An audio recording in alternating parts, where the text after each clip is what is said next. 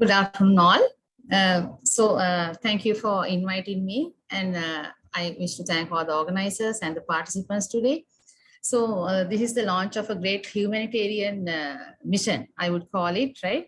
Where people do a very good service to the other fellow people. So the candidates who are now on the verge of writing the examinations, so let this session be a great boost to their confidence and empower them, right, in the answering skills. So we have very limited number of sessions, so we'll try to make the most of it. So I hope, I always believe in the motto, never too late, right? So even at this stage, if there is something that is coming in your way that it will benefit at your exam, so please be open to it. So I don't know where I'm picking you up, right? So I hope that you did a very thorough study within the 2 years of your program. So poetry, I want to start with poetry because poetry is compulsory, right? Because there's no choice in poetry, because all poems are for study, and poetry is shortlisted in the essay type questions and the contest questions. So there's no choice but to study all the poetry. So with that assumption, and hope that you have done your study to some length to get sense of what I am doing here, let us be very positive and start, right? So I will try to, straight before going for the past paper questions, I'll try to have a brief run on each poem on the basics, and highlight on a theme that will be developed into a question, right? So I hope you know the basics of studying a poem, right? There is a kind of a checklist, which I personally will share with you. So starting with poetry, I thought of working with Shakespeare as a tribute to the iconic figure in the world of poetry. I thought of starting with Shakespeare's Sonnet 141. So today my selection will be a representation of the iconic figures of literature, and also Sri Lankan literature. There will be a blend of everything, right? So I hope that you will make sense of it, right? Because I'll be going at line length, and I'll be sharing the screen with you, and we'll kind of develop an argument with each poem. So treat each poem as an argument. The poet is there and he's trying to prove something, and what are the ways and means how he gets his argument across is the most important thing for a student of poetry. So treat every poem as an argument. You know what's an argument? There'll be an outcome, a later outcome. So you have to be open to it. What is he finally trying to, he or she, finally, what is he trying to impart, right? So that is our focus of the examination. The questions are set at that, right? And studying on the later trends of questioning, we see that the examinations department had been very kind of kind to you, right? So going through 2018, 19, and 17 papers, I felt that unlike limiting you to a particular poem, they give a range. They set a question where a range of poems can be applied within that question, right? So if you see the pattern of questioning, I think it's a student-friendly paper. They will give a particular area and then ask you to discuss 3 poems that fall within that thematic discussion. So then you are at a very good kind of stance, because you have studied all the poetry. So within that, you can pick out your 3 poems. They don't specify. So there's no prescriptive poems as such. Occasionally there were 1 or 2. So always go for that kind of selections, open questions, where they give you a choice, without prescribing, right? So now what I will do is I will run the poetry without assuming that you know everything about the poem. I'll just have a brief run. So today's coverage will be 5 poems, right? So which we will try to negotiate. But I wish it was an interactive session. But you know, with practical difficulties and the large number of participants, I'll have to do a one-way delivery, right? So we'll hope for the best. And there will be a question session later on. And remember, this is not the end of this series. There will be future sessions. So you understand the limitations. So with that, I will start. I hope you have your poetry anthology, right? So I will start with sonnet 141 of Shakespeare's, right? Okay, so it starts like this. In faith, I do not love thee with mine eyes. That is how it starts, right? Okay, so shall we, I'm going to share the screen with you. The entire discussion will go on a PowerPoint presentation, right? So as you know, PowerPoint presentations will have a limited number of words, which you will have to fill in as you listen to the lecture. Those words will mean sense to you, right? So I won't be entirely uploading text to the PowerPoint. Only the basic words only you will see on it, right? So along that we'll discuss. Okay, so share screen that we will.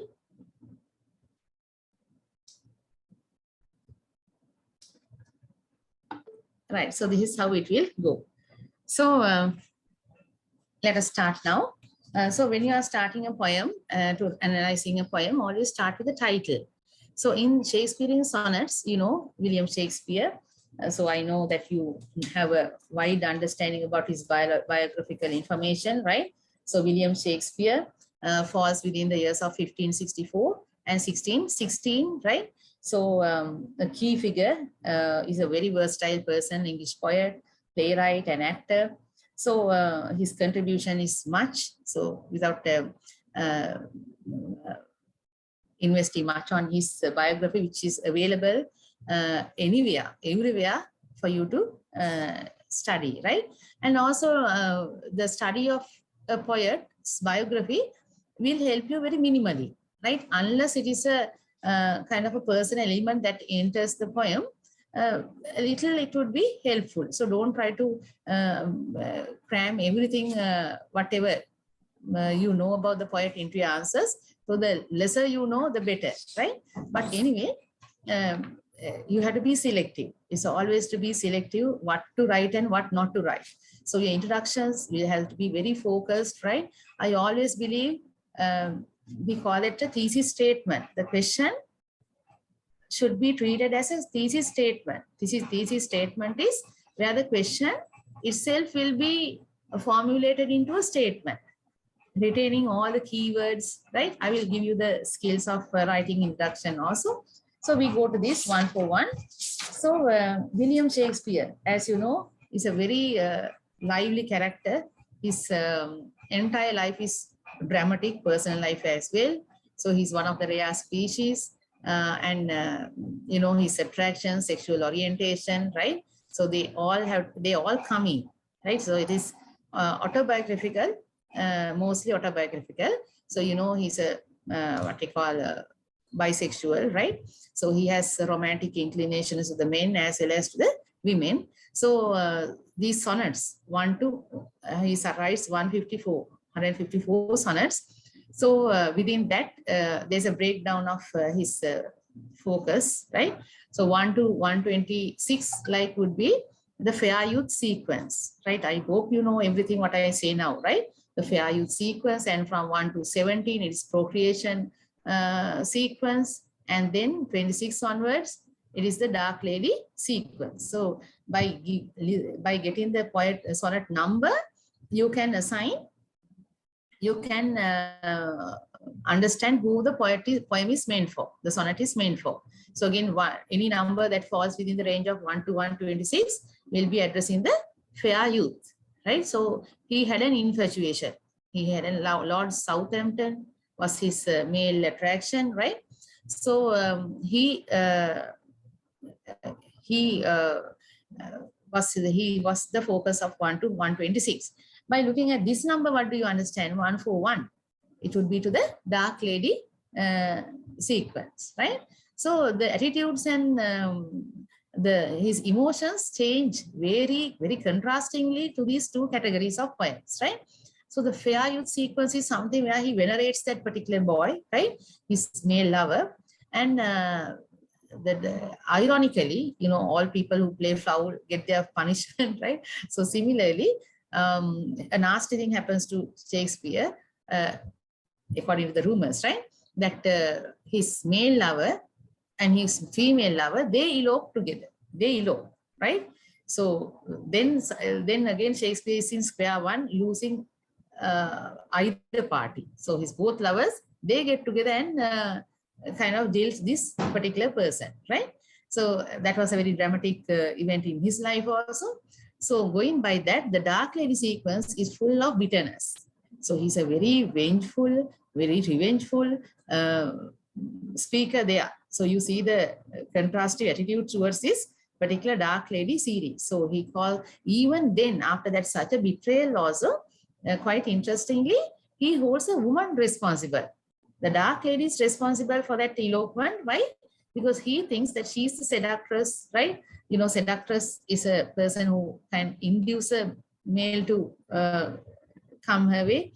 So that is a seductress. So she treats as a sexually very voracious person, that particular lady.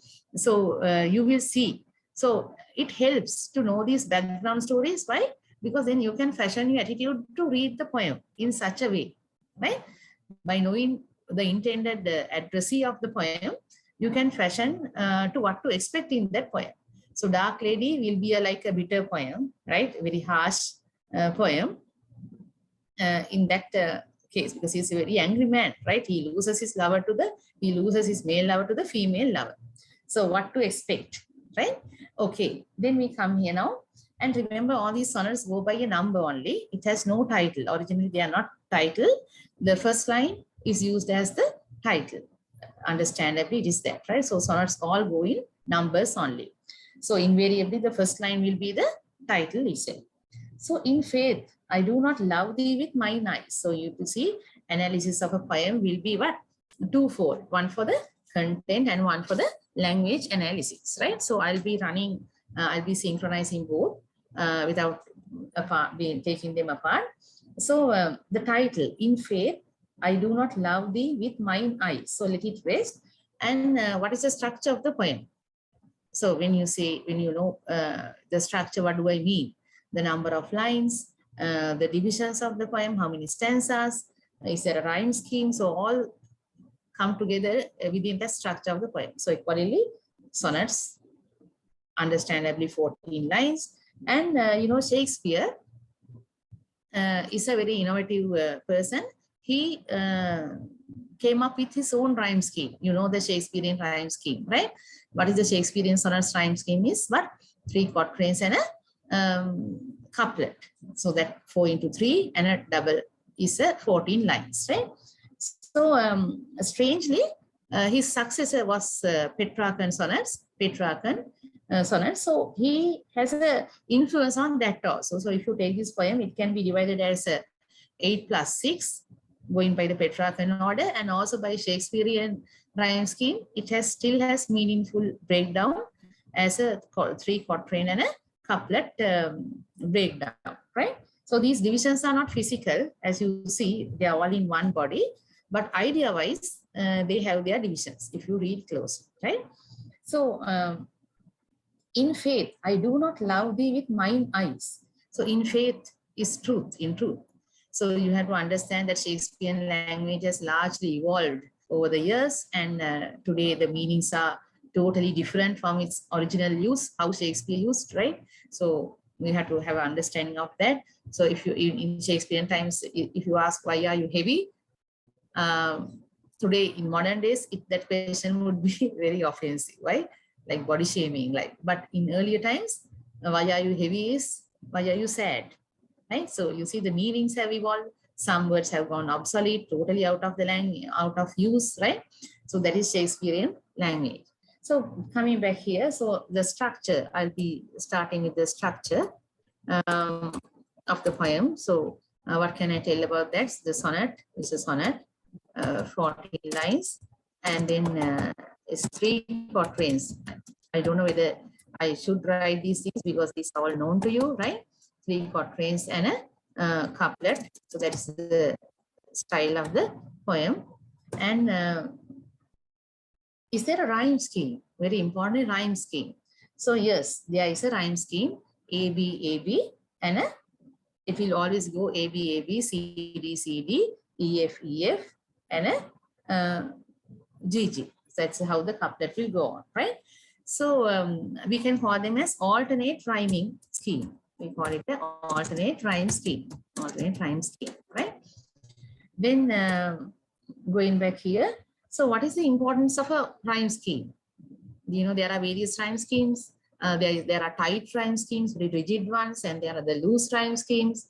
There's the non-rhyming ones, which we call free verse. So is that helpful to our understanding? Yes, because a rhyme scheme will always give away the composure, the mental composure of that speaker, whether he's chaotic, if he's a chaotic person, if he's very intensely emotional, then he would go for free verse.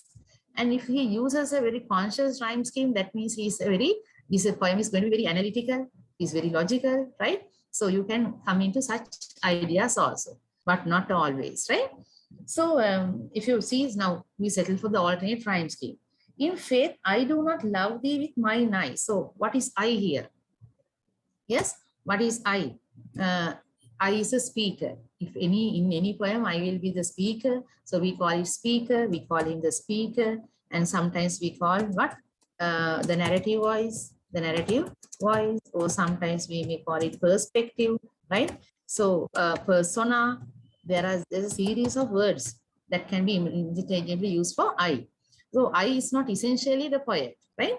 So I is an invented persona. So some may call it a poetic persona, right? So that is it, the speaker's narrative voice. So I is very important. In this case, who is I? So he is a very a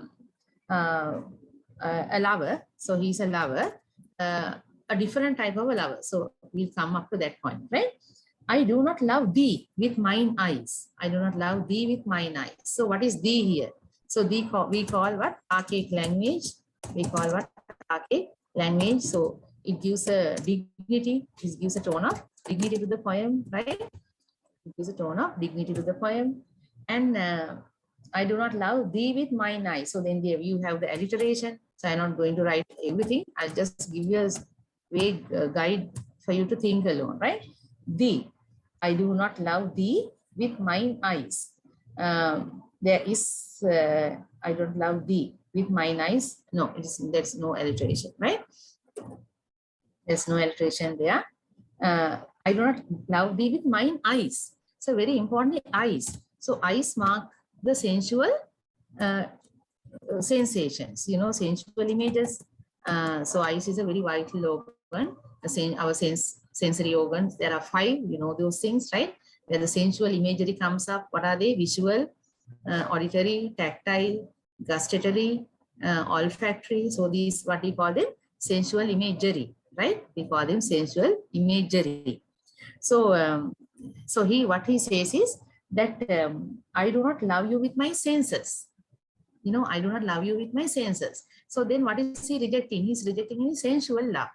My love is not sensual because I do not love with you with my senses. So in sensual love is always a little problematic, right?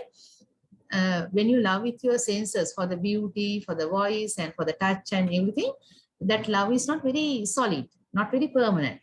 So what he says is, I am not loving you with my eyes, for they in thee 1,000 errors know. So they in thee. So that is where the alliteration comes, right? So alliteration comes in where? They in thee. So who is they now? The eyes. I see 1,000 errors in you. So quite romantic, right? He's not very romantic when he says, when I view you with my eyes, I see 1,000 flaws in you. So it is hyperbolic as well. Why is that? Because how can a woman have 1,000 flaws, right? So you know what hyperbole is? Exaggeration, right? Poetic exaggeration we call hyperbole. So the poem is hyperbolic as well. So I know thee 1,000 errors no. So what he says is, now when all the others, those sensual lovers, they may fall in with you for your outward beauty or whatever, but I am a different one because I say you flaws, right? but it is my heart that loves what they despise. So now he draws a contrast between loving from the heart.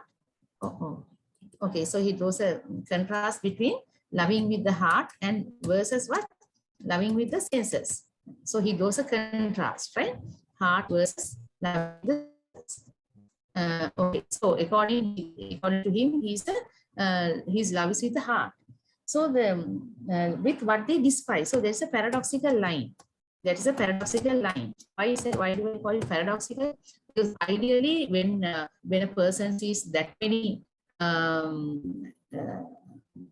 errors, what happens? You get repelled by the person. You get repelled, right? You get revolted by that person. But the irony here is, I am more in love with you with the flaws, right? I love because I love from the heart.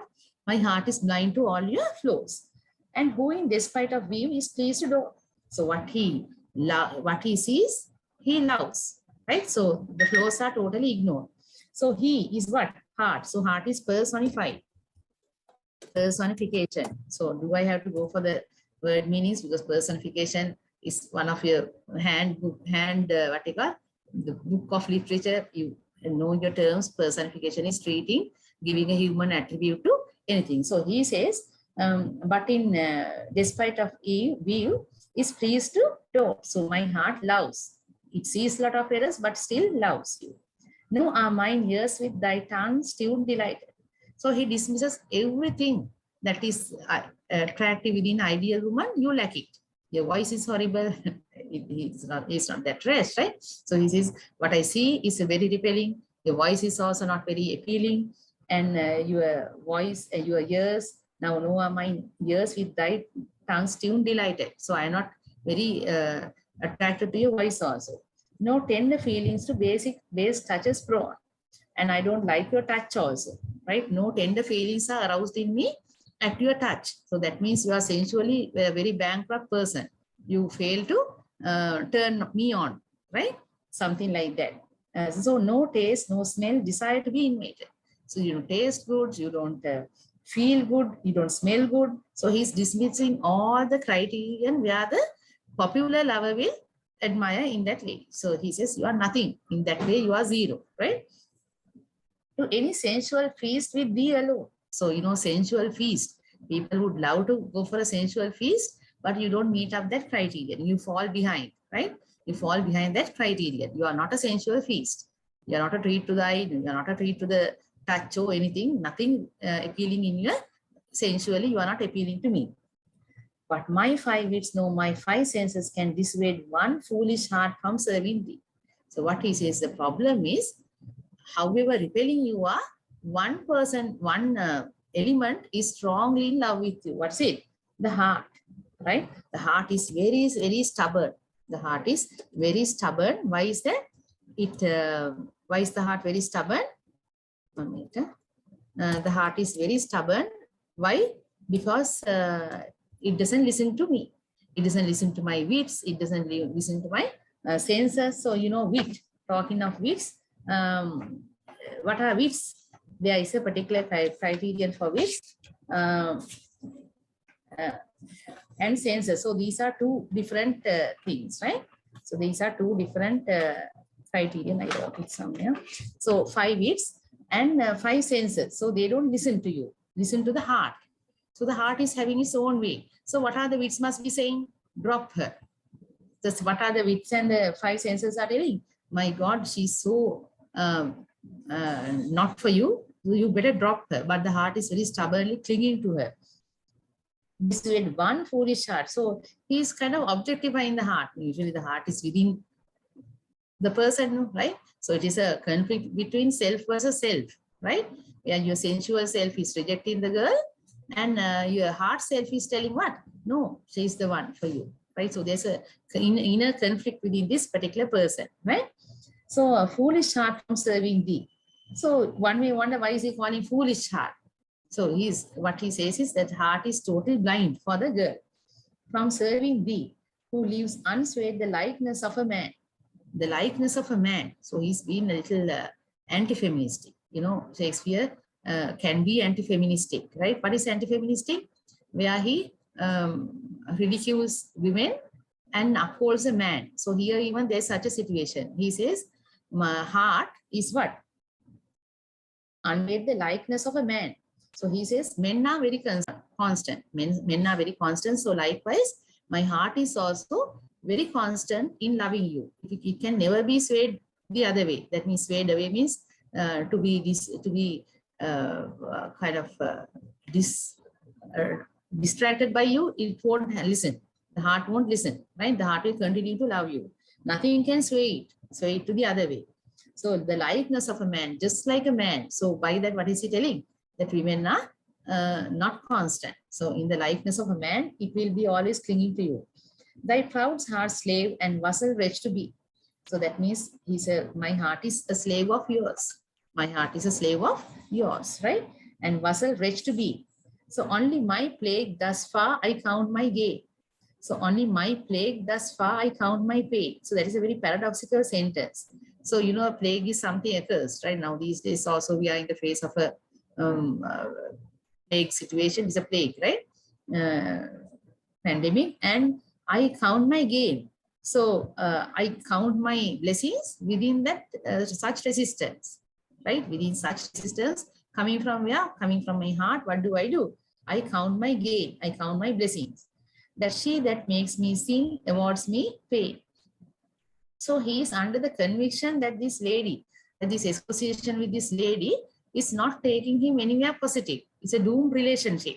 But yet he doesn't want to give up, right? He is aware of the pain. You know, every sin, right? Every commitment to any sin will finally reward you with sin, with the pain.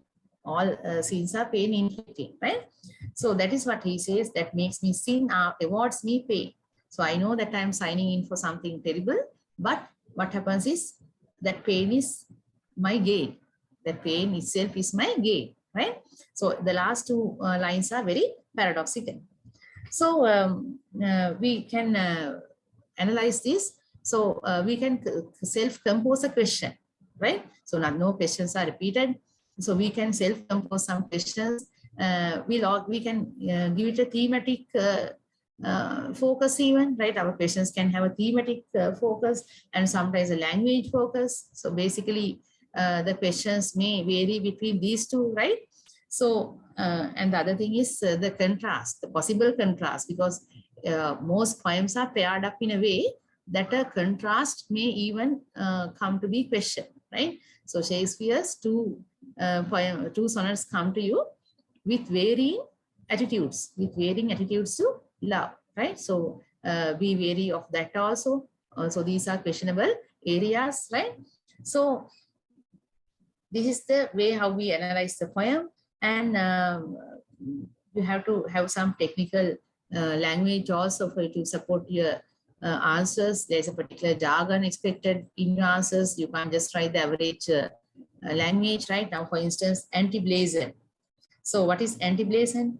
Blazon is a patriarchal approach to women where they idealize and idolize the various parts of a woman's body. So, you know, those writers within the blazon, they would be having a very interesting female catalog. They have a very catalog that will itemize all the female body parts. It's not a very good term, right? Women's beauty criterion, they will have a checklist, right? And they will be admiring each at a piece level, they will be admiring each. So that is called the blazon, where you, the literary term that is to idolize and idolize. But do you see such thing here, or is it quite the opposite? Is anti-blazon. We call it anti-blazon because it is totally the opposite, right? What he says is, you are nothing, he comes to some items. He touches on those, listing the items, and then what does he say? He doesn't compliment them. What does he do? He ridicules them and says, you are nothing appealing in that sense. So that is one thing that you would like to know. And again, within the poem, right? So if it is a language concern, I would like to open a separate one for language, right? So let us discuss the language situations here. Sometimes some questions may be on language. So How do you know that language is question? Because the question will have some word in like this. How does the poet, right? How does the poet convey this particular message? So in that way, in such questions, there is a divided portion for the language also. You have to show what the ways and means of the poet achieving his target. So the variety of language he uses. So already we have done the first person narrative voice. So I'll just be listening, right? First person narrative voice. That is a very important one, the first person narrative voice. And archaic language, again I write that is because the language is coming up, archaic language. And hyperbole, a little bit of repetition of the last one, hyperboles. And the rhyme scheme. Rhyme scheme is very important, right? The alternate rhyme scheme. And the contrast between what? Between the heart and the, so when you write contrast, it will be always the heart versus what? Heart versus the senses. Heart versus the senses. And is there an inner conflict also? Yes. He's divided in his affections, right? Inner conflict. So what is the inner conflict? Is that self versus self. Self versus self. So there is a strife between the heart and the senses. So that is something within him. He's in emotional kind of a conflict, right? Inner conflict is there. So he's holding foolish heart, right? And also there is personification. There is personification and paradoxical lines. And paradoxical lines are there. So whenever you are writing, just don't write in a vacuum. You always have to support, right? Now, when you say paradoxical lines, we met many here. Like what? But it's my heart that loves what they despise. So that is a paradoxical line because two opposite words are juxtaposed within a line, right? So loves and despise are two opposite words. So they are located within the same line. So that line becomes what? Paradoxical. Contradictory ideas are appear within one line. Then the other thing is what now? Mind. So imagery, images, sensory images, sensory organs are mentioned, right? Like eyes and all that, eyes, ears, skin, right? All that. And going to another one, more about language, right? This is also language continue. And again, we see some other things also, anaphora. So anaphoric phrases. These anaphoric phrases, partial repetition. Anaphoric phrases are partial repetition. So why would a writer use all these things into a poem? To make it very vivid, to make it very explicit, vividity, right? You know, you have to have your the gripping attention of the reader. So that's why they are using this variety of plethora of techniques to keep the reader very attentive, right? Anaphoric phrases. And when you say no tender feelings, no taste, no smell, so that is all partial repetition. In anaphora, the first word is retained and the rest is interchanging, right? The first word of these phrases are identical, no, no, no, but the other part, the following parts are changing. So that is called partial repetition. You may call parallelism, right? Anaphoric phrases. So no taste or smell, desire to be invited, no any sensual feast. So feast, when you take feast, is a food metaphor. You can call it a food metaphor. Why? Feast is where you have a range of dishes to eat from, to sample from, right? So that's it. So you are no sensual feast. So what is he telling? That he's condemning the girl for not, he's not ridiculing her, but he's pointing out you are nothing of a sensual feast, right? With thee alone.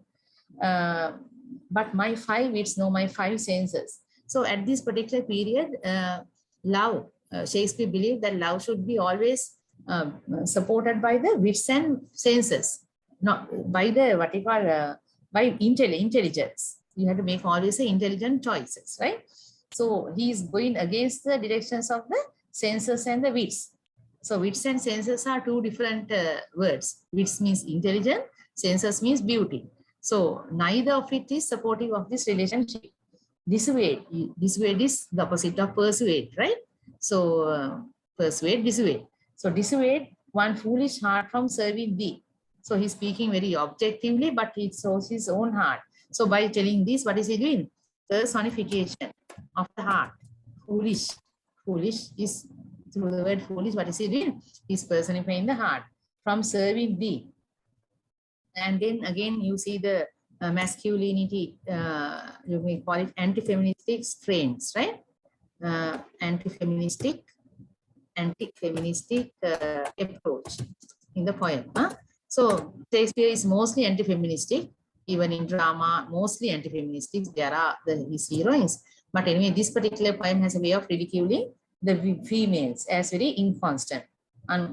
Inconstant. So thy proud heart slave and muscle wretched to be. So subordination, he speaks of what? Male subordination in the face of love. Only my plague. So, and then also very antithetical sentences, antithetical sentences, right?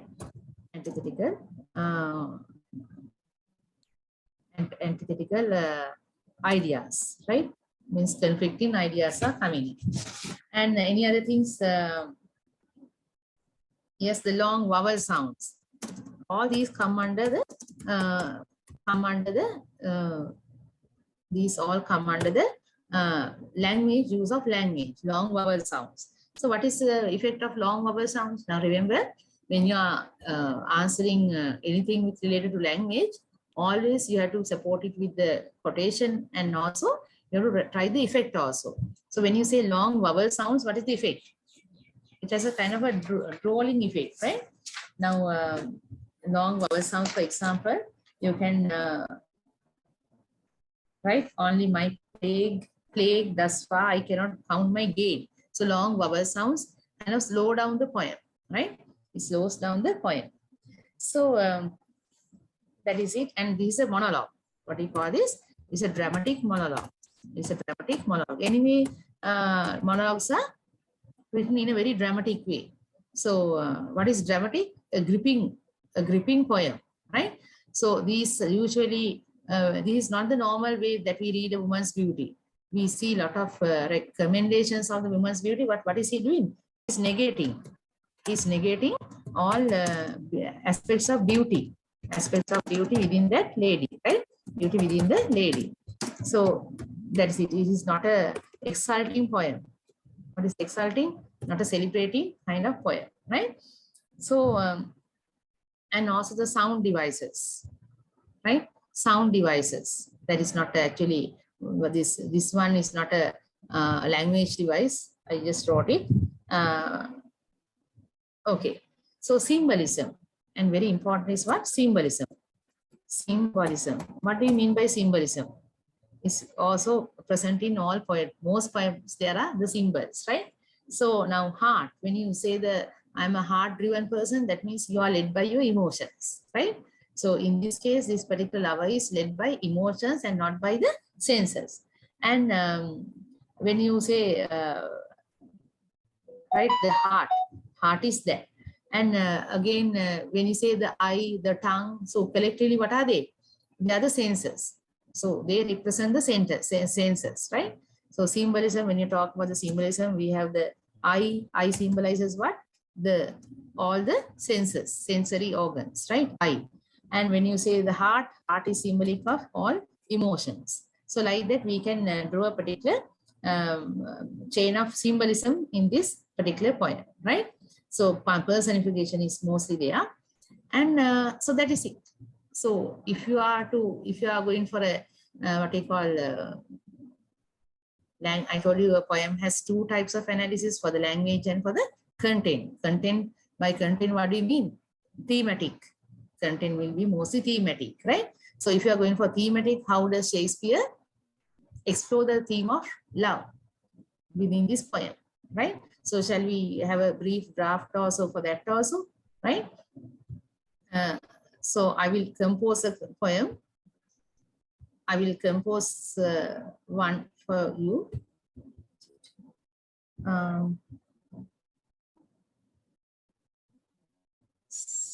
Okay.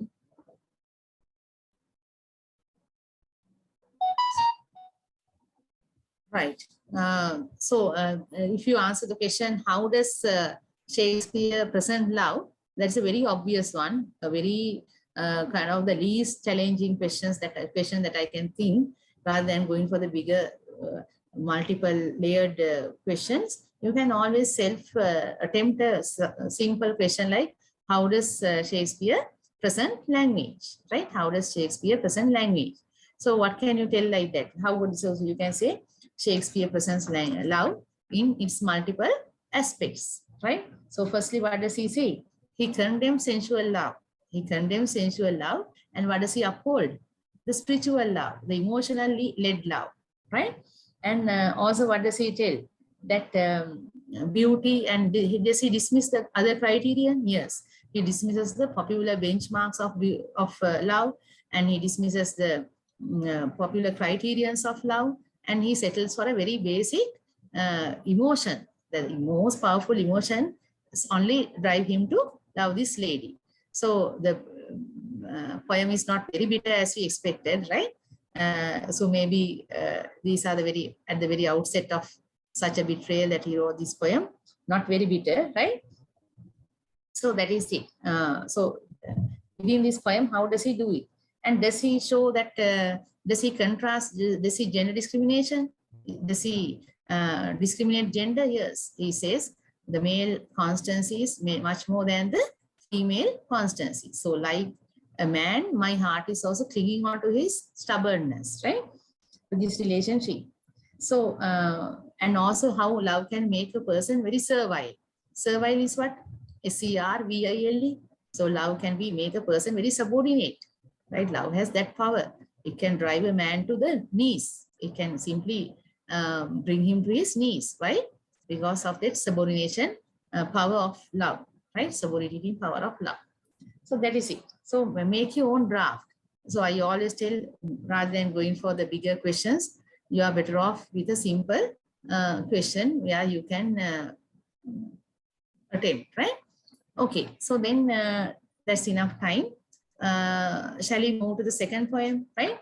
So the second poem would be John Donne. Or rather, I had to give you a break also. Right, never mind. You can always come back to the middle point of a poem, right? So John Donne's, what is the poem? Yeah. So always you see the pairs, very mysterious, right? So John Donne's Go and Catch a Falling Star, and then what? Better My Heart. So two poems, two totally different approaches, attitudes, right? So these are highly questionable areas, right? Why did they put opposites? Right? They could have put the same kind of poem. So that is maybe, right, to get an opportunity to get you to contrast between the two poems, right? So song Go and Catch a Falling Star by John Donne, right? So who is John Donne is known to you. What are the things about that you know about John Donne? Yes, that he was born in 1572, and he what he call, he's very famously called what? Metaphysical poets. Yeah, that particular school is known as metaphysical poets, and that he was a priest. So, and also John Donne had a very steady marriage, right, with Anne Moore. So many people think whether to write like this, whether he had any bitter experiences. So no, it is he was a very faithful lover to Anne Moore. So you know the biography of his, right? And most importantly, what we understand is his anti-feministic stance. What we want is his anti-feministic stance. So this particular poem is totally masochistic and very male chauvinistic, right? It is a very like Shakespeare. He is also so much not against women. He's critical. He's cynical about the women, the woman figure, right? So they are somewhat alike. Maybe the age, so not much of a difference. I have 1516 and he's 1572. Maybe that particular age had a problem with the chastity of a woman, right? So we see how it goes for. So you can do your background study of John Donne. So I'll be just running through the poem, right? Go and Catch a Falling Star. So if title is identical with the first line, that means this poem originally not have a title. That is a no, right? If the title is identical with the first line of a poem, that means that poem originally was written untitled, right? That's why they had to use the first line as the title. So go and catch a falling star. So you see John Donne. So I'll have to open another slide. Okay, good. So we go to the second one, John Donne, go and catch. So I'll be very brief on this. Go and catch. That's all I'm writing. Why? To be economical on the time factor. So go and catch a falling star. So look at this dramatic opening. So whenever, so what do you call this? Go, get, tell, teach. So there's a series of what? What do you call them? We have a special word out there as imperative verbs. Imperative verbs like commanding language, right? Go, get. So that is highly dramatic. You know, Donne is very renowned for his dramatic poems. All his poems are dramatic. We are kind of thrown into a whirlwind. When we read his poems, we are thrown into the middle of something very chaotic, and then that's how his poems start. Mid-race. We call them what? Mid-race. Mid-race means we are thrown into the middle of something. Mid-race poems. There's a hyphen here. Mid-race. Mid-race means something right in the smack of something middle. We are thrown into that. We know nothing head or tail of anything what he is going to say. So he says, go and catch a falling star. Go and catch a falling star. Get to it, child. So look at the first line. Is it something disturbing? Go and catch a falling star. You know what a falling star is? These stars coming down, falling down. So do you think that they ever touch the ground? Do they ever touch the ground? No. They are reduced into ashes in their mid-journey, right? So that is it. So you never can catch a falling star. It's impossible. So what is he telling? To do something very impossible. In Sinhala also we have our own impossibilities. Mother mol gahe dalula naturu, like that. Kalu kaputa sudu enaturu. In Sinhala also we have these impossibilities, right? So like that, they also have their impossibilities. So this zero probability. What are we suggesting? What's it? Zero probability, right? Actions of zero probability. So go and catch a falling star, get with child a mandrake root.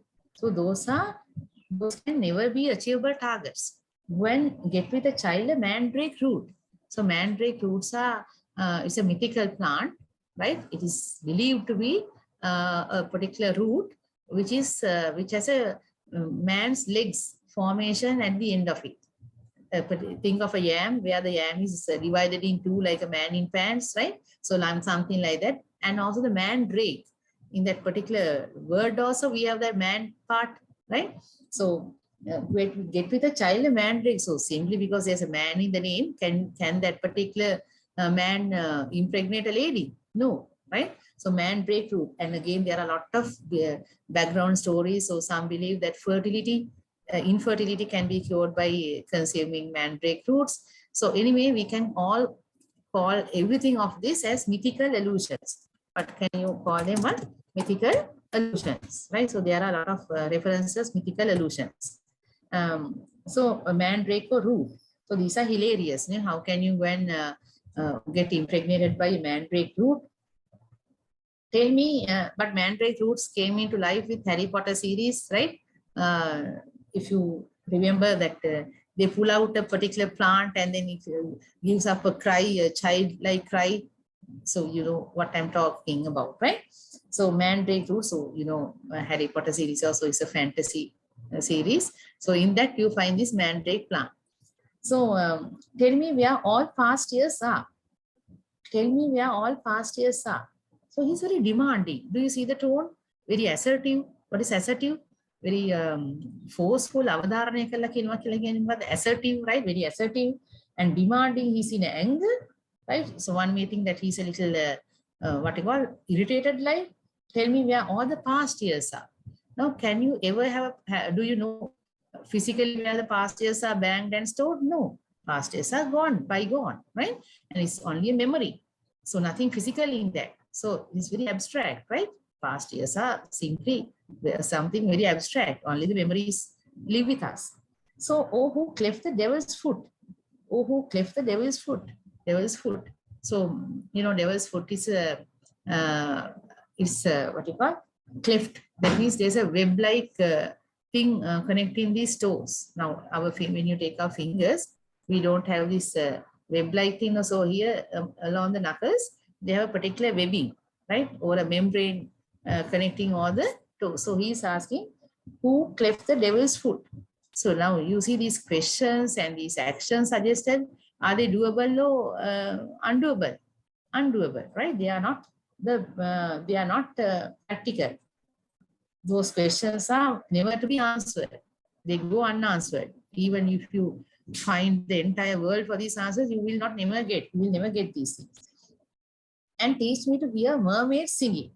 Teach me to hear the mermaids singing. So mermaids is also mythical, another mythical female figures, right? Mermaid, you must be knowing, only upper part and a fish-like ending, right? So those are the mermaids. And mermaids are also a particular type of anti-feministic situation, right?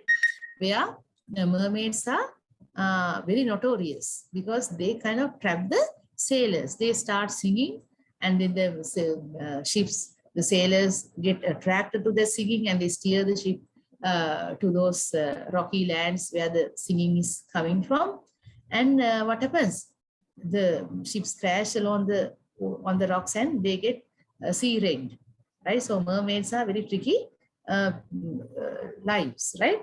So he's asking, teach me to hear mermaids singing, or to keep off enemies stinging, or to keep off enemies stinging. So envy, envy is like jealousy. So envy is such a negative emotion, very destructive, self-devouring, right? It kinds of eats self-devouring, right? self-devor. So self-devouring and self-damaging, right? So it's a very damaging thing. So whenever you get envy, it kind of stings like a serpent. It stings to you. It bites into you. It eats you up. So how to stop it? So envy is a sin. These are all biblical allusions, right? So we can write that biblical allusions also. So all in all, and find what wind serves to advance an honest mind. Serves to advance an honest minds. So he's attacking many people within this, right? He's attacking the men, he's attacking the women, and also he's attacking the honest men also. What does he say? Tell me the secret how an honest man can prosper, because he never will. Because an honest man can never prosper. Why? Because he's too honest. So who actually thrives in the world? Who thrives in business or anywhere? Who will be thriving? The scrupulous or the unscrupulous? The unscrupulous. Unscrupulous, like any evil thing that they do, ill means of earning. So those people only thrive. So you tell me any man who is honest and still thriving? No. So that is his way, how he stereotypes these people, right? Honest people can never succeed in life, right? The honest will always come in the way between success and themselves. And also, what about females, right? Mermaids, how can you? So envy is stinging. So he's stereotyping envy. Envy will always give the stinging sensation. And so a lot of stereotype, typical things are coming up here. So, so all in all, if you had counted, there are 7 impossible tasks. 7 tasks. So it is up to you to underline in the poem. What are these 7 unachievable tasks? So they will never come up with success. What are the 7 tasks? The act of catching a falling star, the act of getting impregnated by a May and trade route, and locating the past years, and gaining knowledge on who cleft the devil's foot. Now, devil's foot, these are satanic allusions. So no one knows. Religion, of course, is something which is a mega narrative, right? Meta narrative. So you can't get physical evidence on the information on that. And then how to stop envy stinging, because it will invariably sting.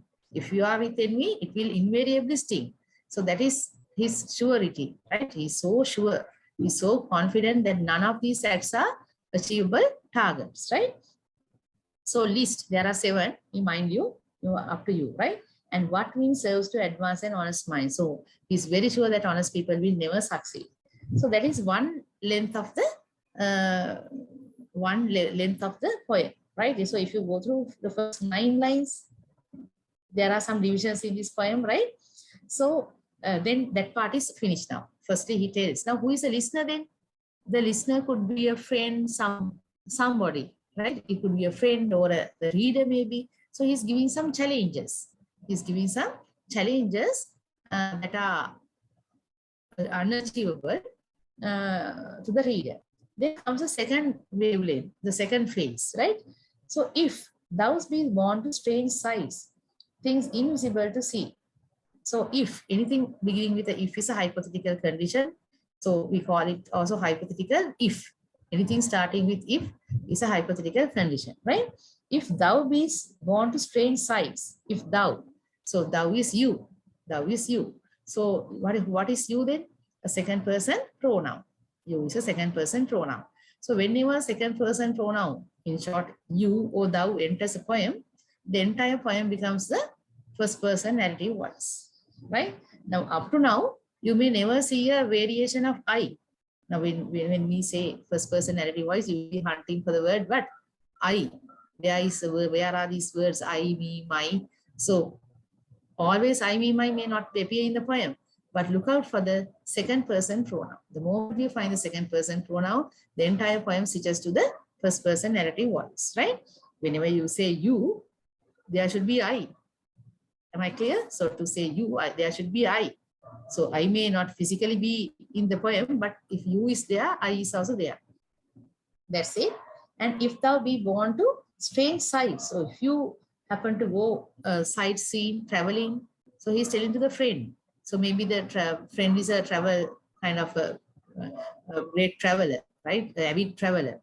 So he's saying, if you go to strange sights, things invisible to see. That is a paradoxical line. See, things invisible to see. So within that line, see and invisible. Those are contrasting words and therefore paradoxical. And then things invisible to see, right? 10,000 days and nights till age snow white hairs on thee. So you may write 10,000 days and nights and your hair will grow, you will go gray and you will grow aged. And till age snow white hairs on thee. So snow white hairs will grow on thee. That means you will mature, you will grow old, but you are still traveling. Then thou, when thou returns, will tell me all strange wonders what befell thee. So when upon returning, what will you be doing? You'll be narrating all the adventures that you saw and felt and experienced and everything, and all strange wonders that befell thee. And swear nowhere lives a woman true and fair. So what will I get what is the answer? Okay, so did you find an honest woman? What will the answer be? The inevitable no will be the answer. You will never meet one.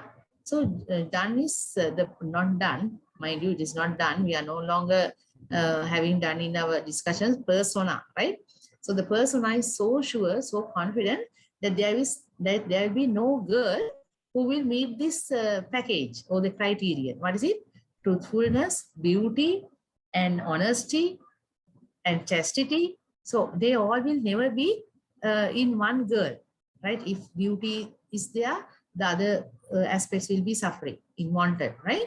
So like that, there will be, no one meeting within that package. So leaves a man true, woman true and fair. So nowhere. So even if you come for 10,000 times, you will be traveling far and wide, and you will yet return to me with a no answer, with a negative answer, right?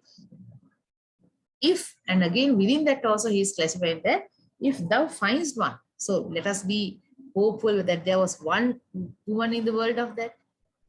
We'll speculate that there could be one person in the world, true beauty, the package is there, and she's a chaste and a truthful girl.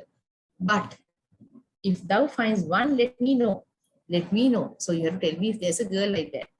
And such a pilgrimage was sweet. So to go to see her is such a holy mission. He treats it as a holy journey, pilgrimage where you go for the sacred places. So for her, to go to see her, I will treat that journey like a sacred journey, like a pilgrimage. Then what is the holy, who is the holy one? Destination is what? That particular girl. She is a sacred object and we are going to see her. So we are going on a pilgrimage to see such a sacred object. then such a pilgrim was sweet. So it would be very lovely to go and see that feeling even may be very kind of thrilling to know that such a girl is there. Yet do not. Don't tell me because I won't go. I'm not going on that journey. Why? Because though at next door we might meet, maybe the girl is next door. But once I open that pilgrimage right to the next door, a few minutes, right? How long does it take to go to the next door? Very few minutes. And what happens? I would not go, though at the next door we might meet. So it's a brief time span that will be lapsing behind your meeting her and my going to meet her. Some brief time span, right? Though at next door we might meet, though she were true when you met her. Why? What is this argument? Hello? Yeah. Break, right? Right. Just now, pending. So, a reminder. Then what happens? Even then, I wouldn't bother to go. Why? Between that time span, she may have committed adultery, right? With one man, two men, three men, she might have consumed, consummation might take place. And till you write a letter. So the moment you write a letter to me, between the time gap between the receival of that letter and my visit to her, she may have been slept with 1, 2, or 3 men. So this is a very highly ridiculous, offensive poem, right, to the females. And yet she will be false before I come to 03. So that's it. So he's a very resolved person, so prejudiced against women, and therefore the poem is anti-feministic. So now I give the situation to the organizing committee. So I'll stop sharing and then resume later, right? Okay. Right. Ladies and gentlemen, and now we have a message from our sponsor, the CEO of International Scholars, Mr. Kirti Jayasuriya. Over to you, sir.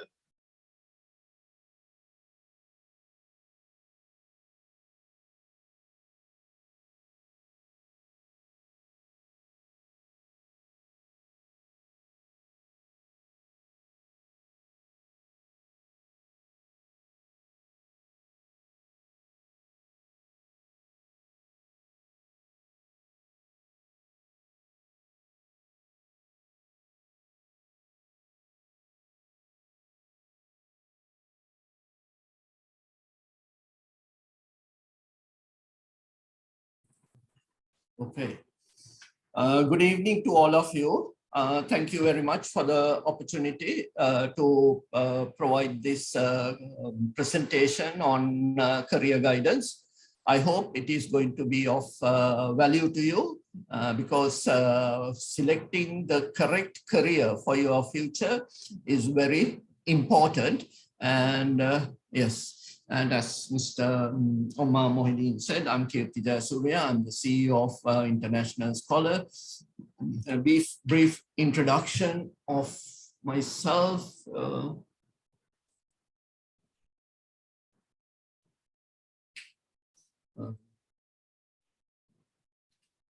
Yes, I'm the CEO of International Scholar. I've been a project engineer in Australia. I've been a project manager here in Sri Lanka, and I'm an engineer by profession. So this is a bit of a background of me. So I thought it is important for you to know who is the speaker is before I go on to speaking. Now for the presentation. Yes, in this presentation, I will talk about career guidance and about psychometric testing. I'll also talk about career planning, essential skills other than your qualifications, certain useful topics for you to follow, and also about how International Scholar can help you to find your suitable career. And also some of the countries we represent and what we do in Sri Lanka as well. Career guidance. Now, career guidance is something that we don't pay much attention to here in Sri Lanka in general. However, it is something that is very important for any young individual who's thinking of going forward in their lives. So there are certain steps that everyone needs to follow when you're thinking of what to do in the future. So I'll go through these steps and give a brief explanation. Yeah, now how do you choose your career? Now in Sri Lanka, generally it is by hearsay or parents say or something like that. But I think it is more important to consider these factors when you're thinking of choosing a suitable career. One is your likes and dislikes. For instance, now if you're somebody who doesn't like to see blood, then you shouldn't choose medicine as your career. Or if you don't like working in the hot sun and climbing up very tall buildings, then I don't think civil engineering is something that you think that you should choose as career. So you have to find out what are your likes and dislikes, and only you can find these out. Nobody else can find your likes and dislikes for yourself, for you. Then your personality. Now, what sort of a person? Now, for instance, if you're a person who doesn't like speaking to people, then marketing is not something that suits you. On the other hand, if you like working alone by yourself, then accountancy may be something that you might consider.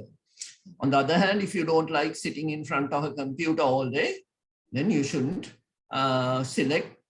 choose accounting or computing as your career. So these things you need to take into consideration when you're thinking of selecting a suitable career for you. Also, there may be things that you like, but then you have to consider whether you have the ability to do that. Now, for instance, if I say I like music and choose music as my career, I will fail because I can't sing.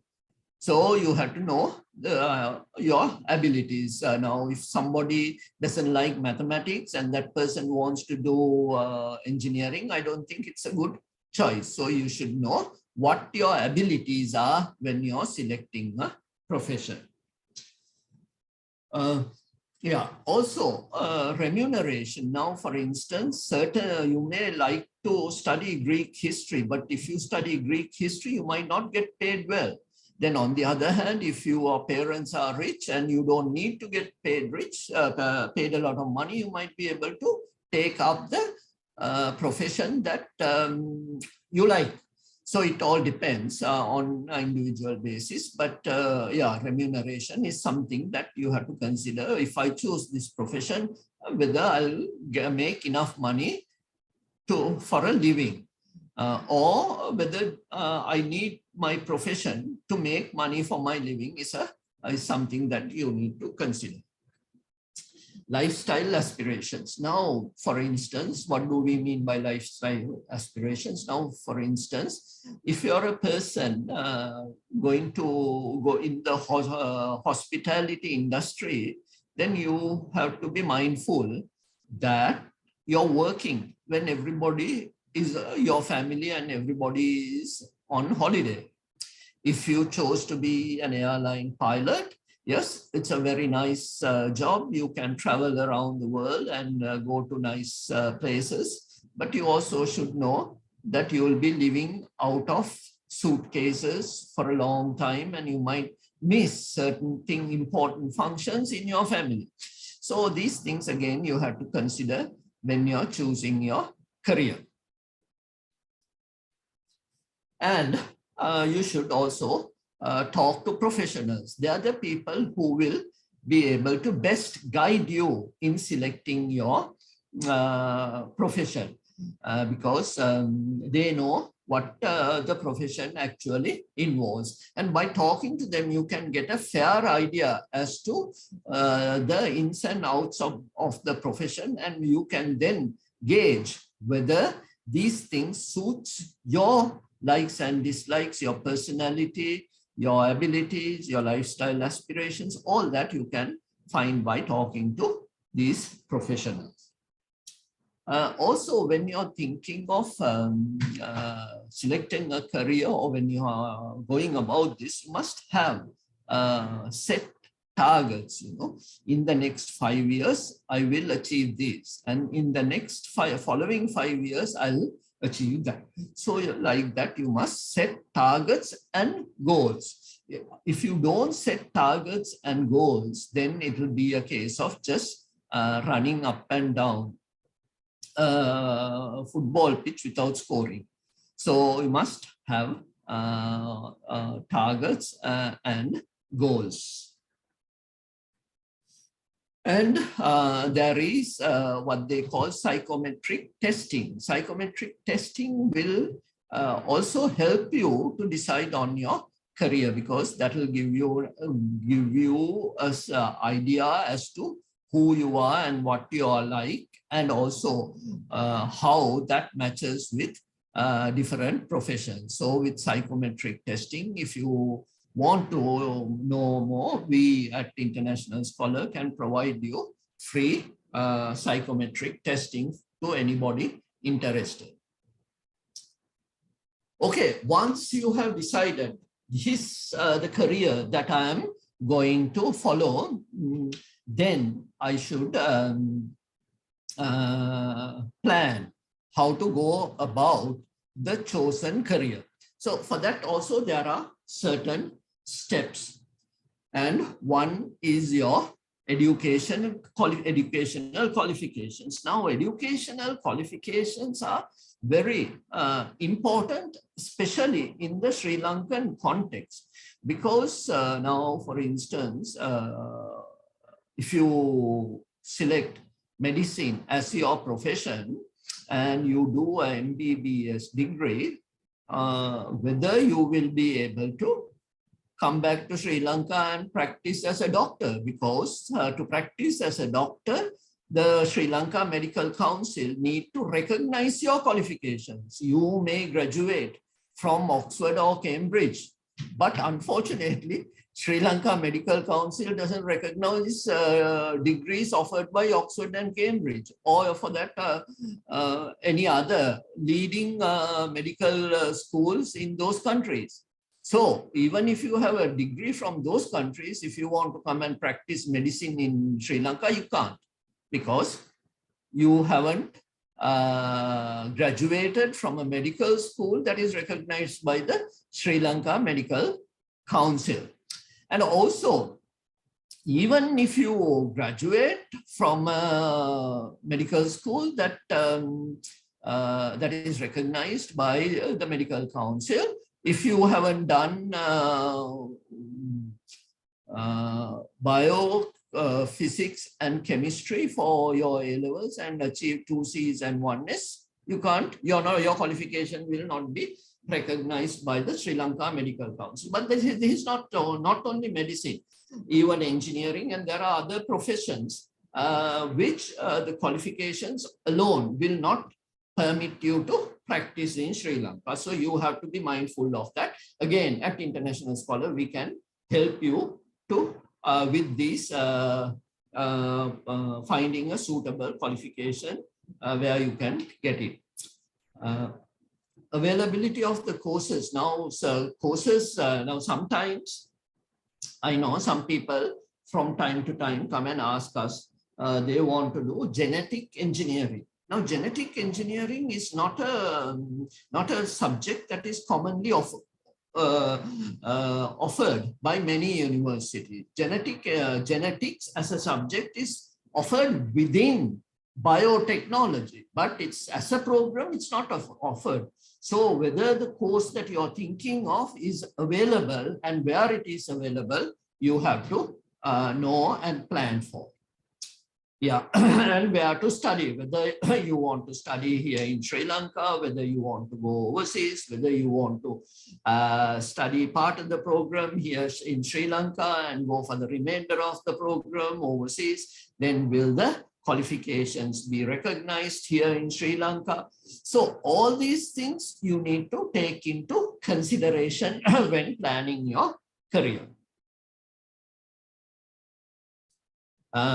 Yeah, and then when you decide where to study, you also need to know what are the funding requirements, and that also, I mean, having money alone might not be sufficient. You might have to show how the money was accumulated and various other factors. So again, at International Scholar, we can help you with all these requirements and issues. Accessing employment opportunities. Yeah, so just again, as I said, having qualifications alone will not give you employment, especially overseas. There are other requirements to have to get suitable employment. So, and one of the requirements is having certain soft skills. So to get employment, we see what are the skills that a person would require. Essential skills are, one of the skills is communication skills. Now, if you go to Google and search for skills required by employers, you will find that most of the time, the #1 skill is communication skills. But we are very weak in communication skills because we have been taught to study on our own. We are not taught to work as a team in general. So we are very poor. So we have to improve communication skills. And also you have to learn to be multi-skilled. The more skills you have, the more your you will be sought by employers. And so this is important. I mean, when I say multi-skilled, that doesn't mean you have to be an engineer and a doctor and a lawyer all together. No, not that. What I mean is that you have to be a good communicator, a good team player. All these things have to come into place, and then you will be a much sought after employer. In fact, education qualifications in the list of skills sought come about halfway in the list. These other skills are more important. Leadership and planning and organizing, these are also skills that are very important. And while at school, by participating in a lot of extracurricular activities and getting involved in doing planning and organizing, you develop these skills. And you have to you have to pay attention to developing these skills. It won't happen automatically again. So these are the essential skills that you need when you're thinking of employability. Because it's not the most brilliant person who does well in life. It is people who have got these other skills are the people who have done better than the most this. I mean, there may be exceptions, but I'm talking generally. So you must have you must be a good team player. You must be able to work with people who have different personalities. And also you need to be adaptable to different situations. And this was put into good test with the COVID pandemic. All of us had to learn new skill of working. And some people did well and done well even during the pandemic. So adaptability is also another skill that is very essential. Yes, problem solving and analytical ability and undertaking research. These are other skills that are required to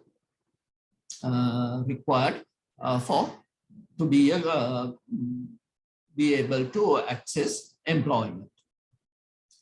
Computer literacy is something that you cannot avoid these days, whether you like it or not. You have to be a computer literate person. Even if you're going to be an artist, computer literacy is a requirement now. So that is something that you have to be mindful and pay attention to. Creativity is important even for an engineer or a doctor. If you're a very creative person, then you can do better than a non-creative person. Yes. So when you have these skills, then you build up your self-confidence. Qualifications alone will not give you self-confidence, but also honesty and humility also plays a major part in your ability to find suitable employment.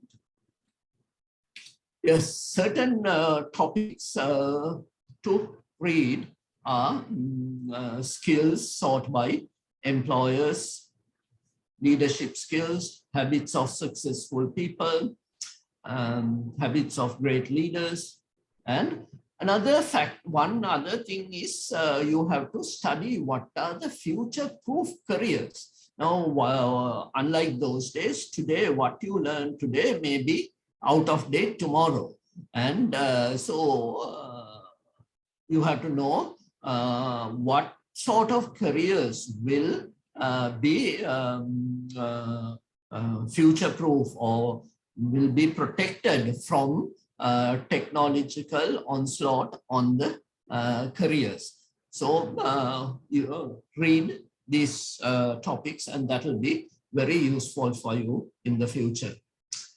Yes, we can provide you with career guidance, and we can help you with placing here students here in Sri Lanka or overseas. There is no problem.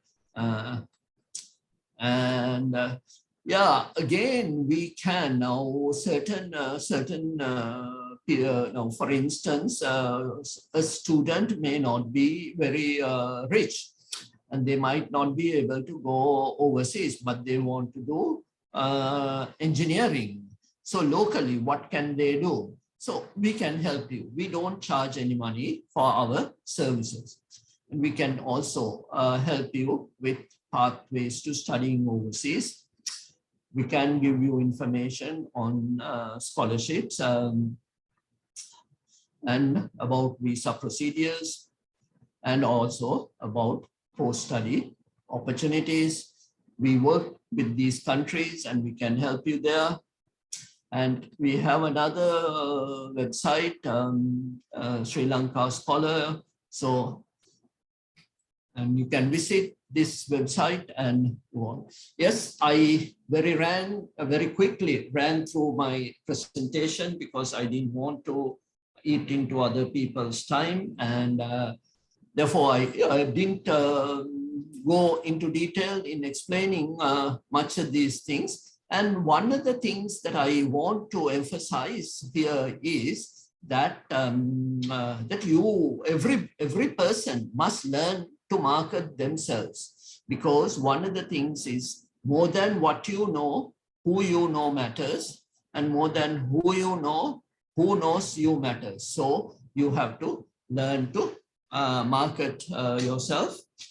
So that is important. And the other thing is, I would like to thank Mr. Omar Mohideen for providing us this opportunity and for organizing this very valuable webinar for all the students. It's a very wonderful idea. And also to Mr. Lal Indrakumara for putting me in touch with the organizers. And I would, if you prefer, I'm happy to do a more comprehensive webinar on career guidance at another time. So wish you all the best, and thank you very much again.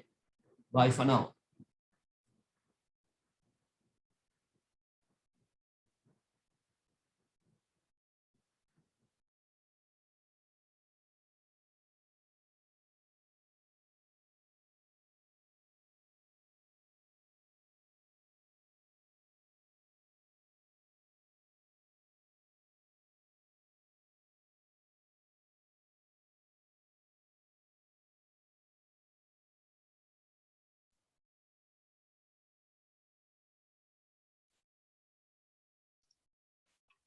a wonderful message from our sponsor.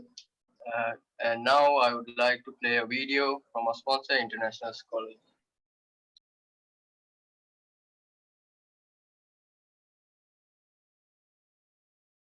Action. Your experiences decide how successful you are. The more you see, the more you learn, and the more people you meet, the more you bring to the table. I'm so excited about traveling to study. The process was so easy.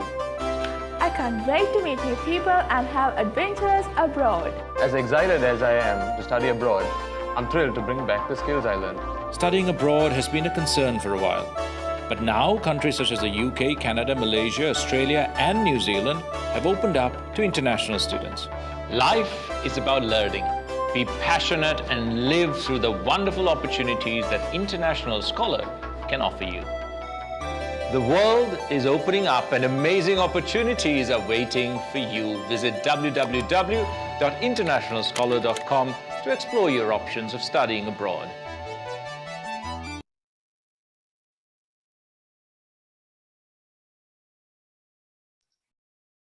All right, ladies and gentlemen, now I would like to continue today's lecture by handing it over to Mrs. Anusha Abeywickrama. Over to you, Miss. Thank you.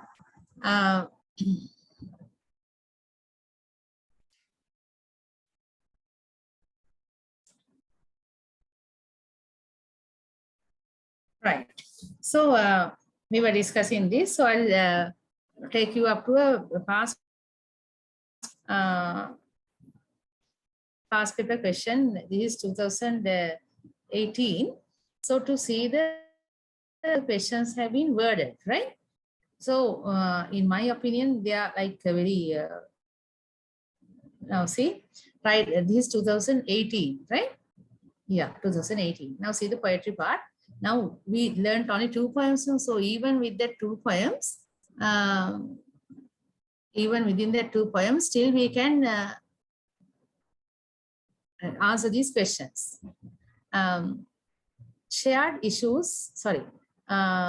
Write a brief introduction to a selection of 3 poems in your syllabus, which discuss the themes of aging and illness. So I will change that aging and illness to discuss the themes of what? Treatment towards women. Themes of treatment towards women, or themes of feminism. So then what are the, isn't these our 2 poems that we learned very applicable to that particular one? Yes. So write a brief introduction to the selection of, I'll divide it as 2 poems in your syllabus, which discuss the themes of treatment towards women. So then in the introduction, you have to specify. You have to first specify what are the 2 poems that you are going to, what are the 2 poems that you will be discussing, right? So in the introduction, you have to first start like that. You have to start by telling these are the 2 poems. So you can write, in the light of the poems A and B, I wish to discuss how the theme of treatment towards women are being discussed, right? Then first take the first poem, that is Shakespeare's 141 sonnet, sonnet 141, and then says in sonnet 141, Shakespeare's treatment to women are is such, and then you write examples, right? How he rejects the popular benchmarks of beauty, how he rejects the benchmarks of love, sensual love, how he rejects, and how he very happily settles. Is he happily settling or grudgingly settling for the sensual, for the heart love? Because of that word foolish, you can problematize that even. You can tell, okay, give me 1 minute.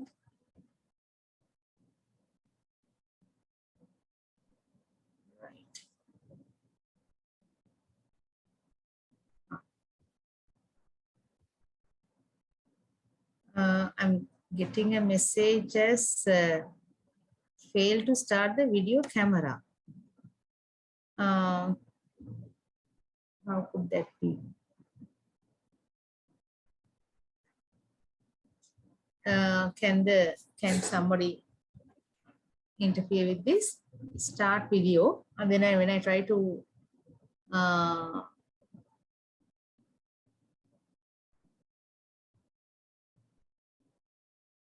share screen.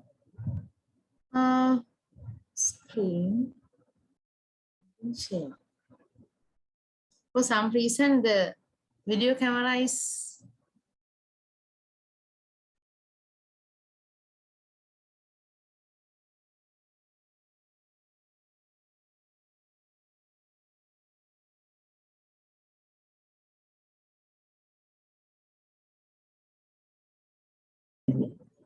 right. So I hope the language was not lost, although my image didn't, right? So I was talking about an exam question, a typical exam question. Even within the 2 poems that we discussed, you can answer a question, right? How is it the treatment to women as treated by Shakespeare in his poetry, and how John Donne treats in his poetry? You can draw a contrast. Who is very mercilessly discriminating the women? Is it Shakespeare or John Donne? So you can draw a contrast. John Donne is far more merciless, right? Because he doesn't make a single allowance to the existence of a beauty and a truthful and a faithful girl in this world, right? Whereas Shakespeare, he says what he says is something different, that a woman may not be beautiful, but still she will have the powers to bend the knee of many a man, right? To make them survive. Even without the beauty, they have the power to get around with people. So that is what he's saying. So in two different ways, what they say is that women are powerful in their own way, right? So, but John Donne is very merciless. What he says is that women are so fickle, so unchaste, and so inconstant that they are very lusty creatures. So that is how John Donne shows the women, right? Very, very lusty, too lusty, that they simply cannot resist a man even for a brief time span. So then you can have, how many paragraphs are you going to answer for that question? So if it is 2 poems, definitely it is not 2, it will be 3, right? So if it is 2 poems, you can have 2 paragraphs, right? 2 paragraphs for the 2 poems. So the introduction, paragraph 1 and paragraph 2. So both 2 paragraphs are discussing one particular poem with his treatment to the women. So like that, it will be a 5 paragraph answer, right? So, and also your stance is also very important. If you think that somebody is being very unfair, so you can dispute that particular argument. Either you can support a poet's argument or you can dispute it. Dispute is to problematize it, right? Telling, I find John Donne's treatment to women as too harsh, right? So like that, you can comment on that. So there is a brief overview of how to write the answer. And within that answer, you can't do without the quotations, and you have to use the special jargon of words, right? So we'll be writing a model answer in the upcoming sessions. And now I move to the, going to another question. In contrast the treatment of patriotism in the poems of any 2 literary periods in your syllabus, right? So I am going to reword it because I didn't do anything related to patriotism. No? So I will reword it as contrast the treatment towards love in the poems of any 2 literary periods in your syllabus. Now remember, so that is asking what does it demand of the participant, of the candidate, that he has to have an idea about the different literary periods. What are the literary periods? So you have to you can always download a particular article, any article on these people, right? So they represent different periods. So that means you can't choose one from the same period, right? Now, accordingly, William Shakespeare during the Renaissance period, John Donne during his age is metaphysical age, right? And Rape of the Lock, the Augustan age. So always when you are learning a poem, learn the literary period also, because they are asking you to choose from 2 different literary periods. So William Blake is romantic period, and you can't choose William Blake and Wordsworth, in that particular contest. Why? Because they belong to the same literary period. Now, all in all, what am I asking is that to be conscious of the literary period, because it is crucial. They will demand two attitudes, two different attitudes, right? So with that, I'll go to my third poem. For a change, I will take up a Sri Lankan poem, right? A Sri Lankan poet. Animal Crackers. By now, you have no choice, no, right? You have to have all the poems in mind, right? So therefore, I can draw upon from any point of the syllabus with the assumption that you have done your preparation work well. So Animal Crackers by Richard D. Soisa. So why did I pick up the Sri Lankan? Because our cultural depictions are totally different from theirs, right? So Animal Crackers by Richard D. Soisa. So when you talk about Animal Crackers, it's a very ambiguous title, ridiculous title. Why? Animal crackers. How can animal crackers can come? There's cream crackers, right? But how can animal crackers come? So that is also a little bit problem, right? Animal Crackers by Richard D. Soisa. So crackers, you see in British slang, you call crack as something, some nutty person at the beginning, he's a cracko, right? He's a cracko. So nutty people are also called crackos. So it could be animal crackos, right? Animal crackers, crackers. Richard D. Soisa, so you know about him.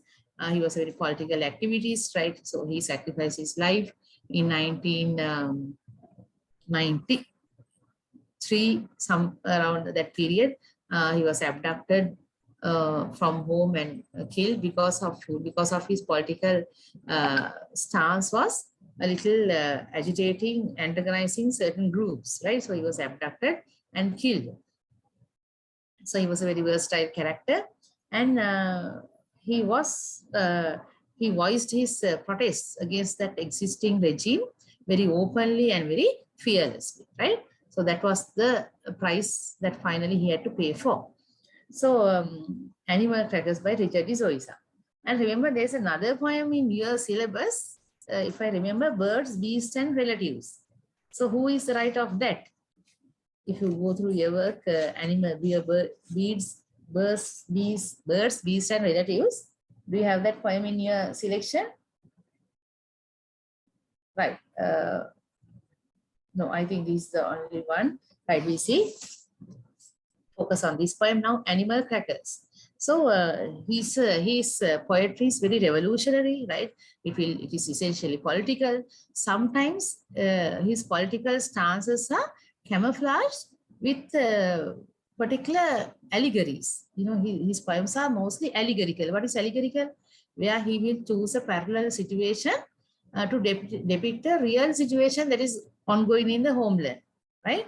Because you have to be very discreet in politics. He chooses a different allegory. Allegory is different situation, but those allegories are related to the Sri Lankan political situation. What is the famous allegory related to politics? George Orwell's Animal Farm. That is a allegory, political allegory, right? So look at this now. So draw me a lion. So you see abrupt openings. Draw me a lion. So it's the use of direct speech. So I set my pen to work. Produce a lazy, kindly beast. So before approaching this question, we'll make our own question, right? We'll say, how does Richard D. Soisa bring out the political dimensions into this poem, right? How does he bring the political dimensions into this poem? So it could be a question. So with that question, we can approach with that particular answer in mind, right? So draw me a lion. So I set my pen to work, produce a lazy, kindly beast, color it yellow, right? So now there is a particular adult and a child negotiating, right, throughout the poem. So there are two speakers really. One is the adult speaker and one is the person, young child, right? So there's a footnote. It says for Dimitri, when he's old enough to understand. So actually he's a 3-year-old boy, right? And when he's old enough to understand. So what is the advantage of picking up such a small child?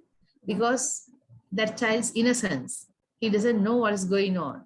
So his undertaking is to educate the child to what is going on when he's older, right? What happens. So draw me a lion. So as you see, there are certain symbolism running in the poem. So lion, our main figure in the our flag, national flag, right? The animal figure. So lion.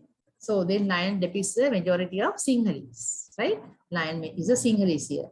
So produce a lazy, kindly beast. So lions, the Sinhalese are a little lethargic.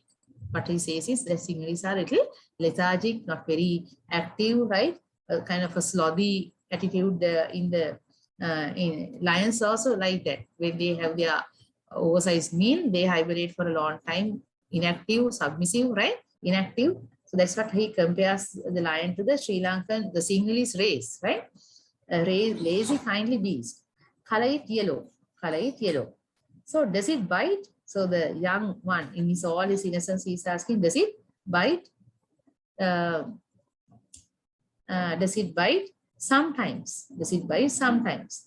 So what does that? I mean, this is 1 minute.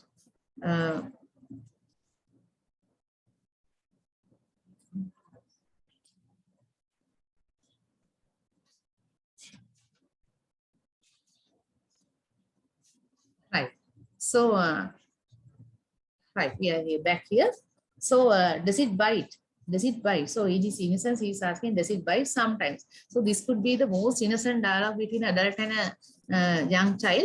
But we have to understand that what you call that these have very overt suggestions about certain politically heated topics, right?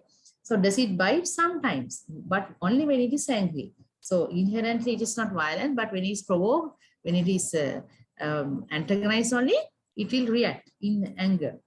But only when it is angry. If you pull its tail or they say it is just another cat. So you know lions have their pride and they will defend. They will be very defensive if somebody is running them down. If there are somebody is talking in very what you call derisive situations, they will immediately react. Just another cat is a very derisive way of telling. It is an understatement of the lion's pride and everything. So whenever the pride is challenged, it will react. So that is his explanation. So these explanations are from an adult to the small child. But for the most part, indolent, biddable, basking in the sun of age and basking in the sun of ancient pride. So biddable is submissive, right? So very harmless, outwardly very harmless, and basking in the sun of ancient pride. So you have to understand, so all this is a political satire. This poem is a political satire. And what is he's doing is, he's cynical about the Sinhalese race. So what does he say? The son of ancient pride. So basking in the sun. So, you know, at a given point, we always valued about the history, right? Our achievements, the monumental achievements, and the monumental achievements and everything, right? So the basking in the sun of ancient pride.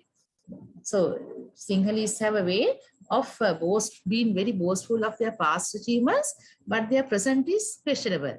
They have done nothing for a long period. So I don't know whether it is valid today, because we have moved very much since that particular point of view. But at this point of Sri Lanka, the contemporary Sri Lanka, religious rights, actually it was in a lull of activity, right? So basking in the sun of ancient pride. Outside, the sunlight seems a trifle dull, and there's a distant roaring like a pride. So outside, the sunlight seems a trifle dull, and there's a distant roaring like a pride. So you see, this has a particular way where whatever the atmosphere within the room, whatever they discuss, whatever the adult is telling the child, there is a kind of a demonstration outside of the exact happenings. That means the external atmosphere changes its colors and hues according to the discussion that is going on within the room, right? So when he's telling the sunlight, basking in the sun of ancient pride, so suddenly as if they understood what the basking in the sun means, so suddenly there is sunlight seems a trifle dull, and there's a distant roaring. So that means the line is demonstrating okay, this is my role, right? I'm making people aware that I'm there, right? They need to know that I'm there. So that's how, like a pride of lions, like a pride of lions. Now, I hope you know the word puns, right? So the poets do pun on words. What is pun? Is what? Play with words. Now, pride, at one level, it could be the proud and the pride situation, and also it could be the collective noun for lions. Pride of lions means like a parliament of owls, like that, you know, there are these pairings, right? So it could be that pride of lions means a group of lions, we call it pride. So that is also great, but creativity. Whenever puns are used, it shows creativity. So of Asian pride, outside the sunlight seems a trifle dull. So whenever there's parenthesis, what is parenthesis? Brackets. What you should understand is that it is the external atmosphere, how it changes its colors, texture, and hues to match this particular situation. Cross had been awakened from a long, deep sleep. So, you know, the Sri Lankans, the Sinhalese were inactive for a considerable period without any development, right? So, no plan for the development. So, according to Richard, this is again, right? I am apolitical. Then draw me a tiger, vision of a beast, compounded of Jim Corbett yarns and Blake. So the small fellow is what you call demanding the person to the uncle. It could be an uncle is demanding to draw a tiger, vision of a beast. So the uncle visualizes, okay, how is a tiger? And Jim Corbett comes to his mind. Who is Jim Corbett? So he's a naturalist and also a very bad hunter. He slayed many animals in Sri Lanka. So compounded of Jim Corbett's yarns. And Blake stalks through my mind. William Blake, what is his famous poem? The Tiger. So what do you call when when poets draw upon from other literary work, what do you call it? We call them literary allusions. Literary allusions, right? So he draws upon literary allusions, right? Then right, draw me a tiger, vision of a beast, compounded of Jim Corbett yarns, and stalks through my mind. What do you mean by stalks? Stalk is that predatory walk of a predator. Special walk of a predator, right? Special walk of a predator. Then what does that mean? A stalk is totally a hunting walk, right? Just when he's on a hunting mood, he will walk like that. Blazing nature's warning. Blazing. So, you know, tigers, especially Bengal tigers, are black and yellow, right? And blazing nature's warning. Blazing nature's warning. So a tiger itself is very ferocious, right? Very ferocious. And what happens? Blazing nature's warning, black bars on gold. So that means what? So he's visualizing the tiger, black bars on the gold. Then and also look at these colors, gold and black. So these were the exact colors of a particular flag that was quite toxic to us, the LTT flag, right? Of one time. These were the colors of the Elam flag, the separatist flag, right? So he brings in Sri Lanka, the different political antagonism that was within Sri Lanka, right? So it was not only the southern, it was not only the political oppressions, but also there was this inland strifes that were going on, right? The separatists versus the majority of versus the majority. Then black bars on the gold. Draw. You turn and draw the gun on me. So you see the violence. Now draw in capitals. So what does that show? It was told very loudly. Anyway, anything in capitals show what? Anything in capitals means that you are talking in a loud voice, right? So draw, D-R-A-W capitals means that you are what you call your voice is suddenly becoming very high, right?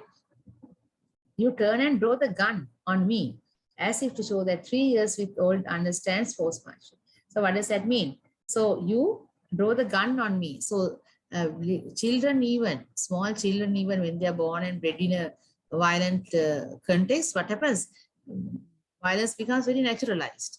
So even this small child, he might not mean, but he's also he sees guns being drawn, right? So what does he do? He draws a gun on me as to show that 3 years old also understands. So violence is a main theme in this poem, right? And as you pull the silly plastic trigger, all hell breaks loose. So silly plastic trigger, all hell breaks loose. So the moment he pulls it up, what happened? Why suddenly the sky is full of smoke and orange stripes of flame? So this is very unrealistic, very abstract, because the sky can't be changing that fast, right? So what he says is the inner room activity has its amplified movements externally also, right? Why suddenly the sky is full of smoke? So when you say smoke, what is the month, crucial month in our political history? Painted black, yes, the Black July, right? We can't forget the Black July and the smoke associated with it, right? And also it could be the other war also. There were 2 wars ongoing. One was with the what you call the upsurge of the, you should not mention political parties, by the way, right? So you always have to tell the government at that time, like that, in a very vague manner. You should write the you should answer these questions without bringing up any political party name, right? That is for ethics and also for safety, a precaution as such, right? Normally you don't mention party names, right? So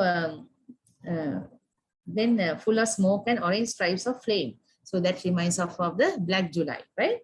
But here there are no tigers. Here there are only lions. Again, marked capitals. So why is it marking in capitals? Because if it was read aloud, if the poem was recited, that particular phrase will go out in a huge volume, in a very high volume.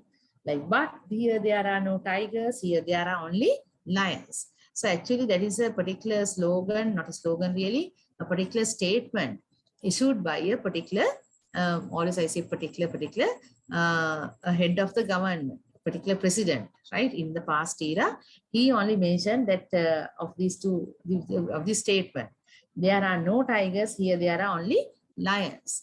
So this was at the very outset of these LTT activities, but that particular president had the audacity to hush the reality, right? So governments act like that. When there is anything internal political strife, what do? They denounce the gravity of it. They bring down the gravity, downplay the gravity, right? So that is what he told. He told no tigers. There are the 4-legged tigers in the zoo. And apart from that, who are these 2-legged tigers? Nonsense. So he's negating the reality, right? He was negating the reality. But as a result of that, what happened? That continued neglect actually made the situation worse, right? So actually negation is not the solution, but to meet the consequence, meet the situation is the need of the hour, right? And they are jackals, run panting, rabid in the roaring survey, infecting all with madness as they pass. And they are jackals. So you see, there are a lot of political strife coming in. Sometimes it is a Black July theme, and sometimes the 1983 racial riots. It could be that also. And 1983 was again marking another riot outbreak in the north, right? So that could be that even. And their jackals run panting, rabid in the roarings away. So you know, in any strife situation, who are the benefactors? The politicians, right? Either way, they benefit. So what happens? They are jackals. So they are means the politicians who are behind this. Their jackals are thriving under these circumstances. Who are jackals? Jackals actually are the kind of the henchmen, you call it, the henchmen, the scavengers, the political scavengers, right? So they thrive within a very hostile period. They are the people who thrive, right? So during the 1983 riots also, there were these mobs and their supporters who took a very pseudo-patriotic stance. Pseudo-patriotic is what? Pseudo. You know the spellings, P-S-E-U-D-O. Pseudo-patriotic. Pseudo-patriotic stance. They project themselves as patriotic, but really speaking, they have the ulterior motive. So they take up looting and arson, right? And all that malpractices they do. But to the outward world, what do they show? We do it out of our racial love, right? Love for the race. To protect our race only we do it. So which is not the true story. So rabid. So there he's comparing it to a rabid dog. You know, rabid dogs, they're highly what you call hazard, social hazard. A rabid dog is a social hazard. When they bite, they transfer that madness to the other people also. They transmit the madness. So rabid in the roar is away. So when the country in a chaos, these are the opportunists. We call them the opportunists of politics, right? So they thrive within those circumstances, infecting all with madness as they pass. Infecting all with madness as they pass. So not only they are up to mischief, but they also poison other people. You also act like this. So you see, there was a lot of injustices happening to the minority Tamils at the moment, right? Just like the separatists were a particular group of the Tamil civilians. There, it was a pretty small group of a selected group of some small group of subversive group from the Tamils. So like that, even among the Sinhalese, there was this weird what you call a group who were working with a lot of very toxic to the nation, right? They were Sinhalese but toxic to the Sinhalese, right? So they gave a very black mark. They brought a very black mark to the Sri Lankan politics, right? So while my lord is what His Excellency, that means president of that regime, right? The president of the regime then, that's how you write. So the contemporary Sri Lanka, there was a president, a very senior president, right? Very conversant with politics. So while my lord, the elephant, sways in his shaded arbor. So elephant is the most popular emblem of a political party, right? So avoid mentioning any kind of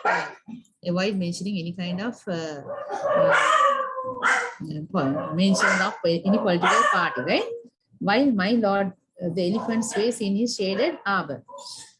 The elephant. So these are called animal symbolism. What do you call these things? Animal symbolism. And sways in his shaded arbor. So you see, he is protected. He is in his presidential quarters, residencies, these mansions. He is protected, and he sways. Sways means what? He's contemplating whether to or not to interfere in this particular strife, right? So in any other situation, the president has to come forth on media and issue a statement to settle the citizens, right? So that did not happen. That intervention was not happening within that what you call that crucial period, where for 2-3 days the Tamil citizens were at the mercy of these mobs, right? They were up to so much damage, destruction, right? So the elephant sways in his shaded arbor, wrinkles his ancient brows, right? So that means he's a very mature senior politician. So some say that he was a kind of a political figure that could do anything under his authority. Within his authority, he can not only make a man into a woman, then you would know what I mean, who the president I mean, right? He has claimed such that within my arbitrary powers, I can not do only one thing, that is make a man into a woman, a transgender situation. Other than that, I am capable of anything. So the executive powers of presidency, he was capitalizing on that, right? Then wrinkles his ancient brows and wonders if he did venture out to quell his jungle tide of rising flame, he'd burn his tender feet. So you see, what he's telling is that he took his own sweet time to issue a statement, and during that time, it was a country, the whole country was anarchy. What is anarchy? Out of control, right? No, what you call authority to look up to. Everyone was betraying those innocent people, right? All were betraying. So that was it.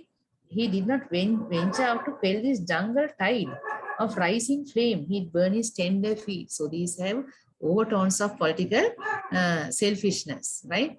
opportunist politics. We call this avasthawadi deshapana kiyala kiyane. Opportunist politics, where on safe grounds only they will tread. On very kind of volatile grounds, they will refrain from interfering. Why?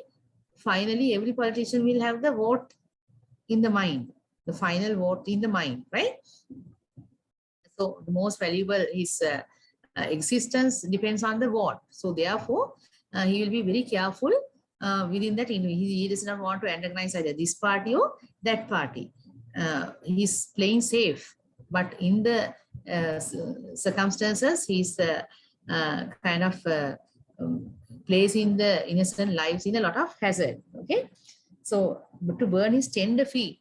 So if he steps out, what will happen? His tender feet, his comfort zone will be challenged. So that is what he fears. He wants to continue further his comforts and thrive within the political scenes. Right.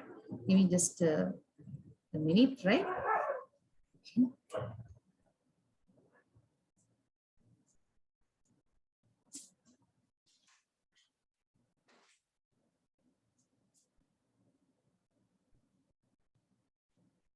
Right. Okay, sorry about that. Okay, so then, so he does not want to challenge his, okay.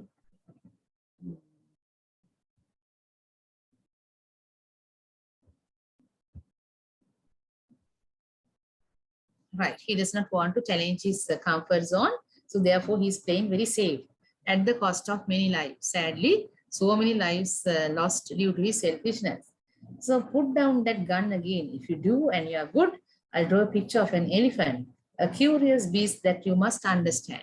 So, you know, the flitty thoughts of this poet, the speaker, the flitty means he's all going on ego tripping, like he's from one thought stream to the other thought stream. He's simply going on from one animal to the other animal, right? Each animal is crucial to the understanding of the poem. So because these are steeped in a political theme, within a political theme, right?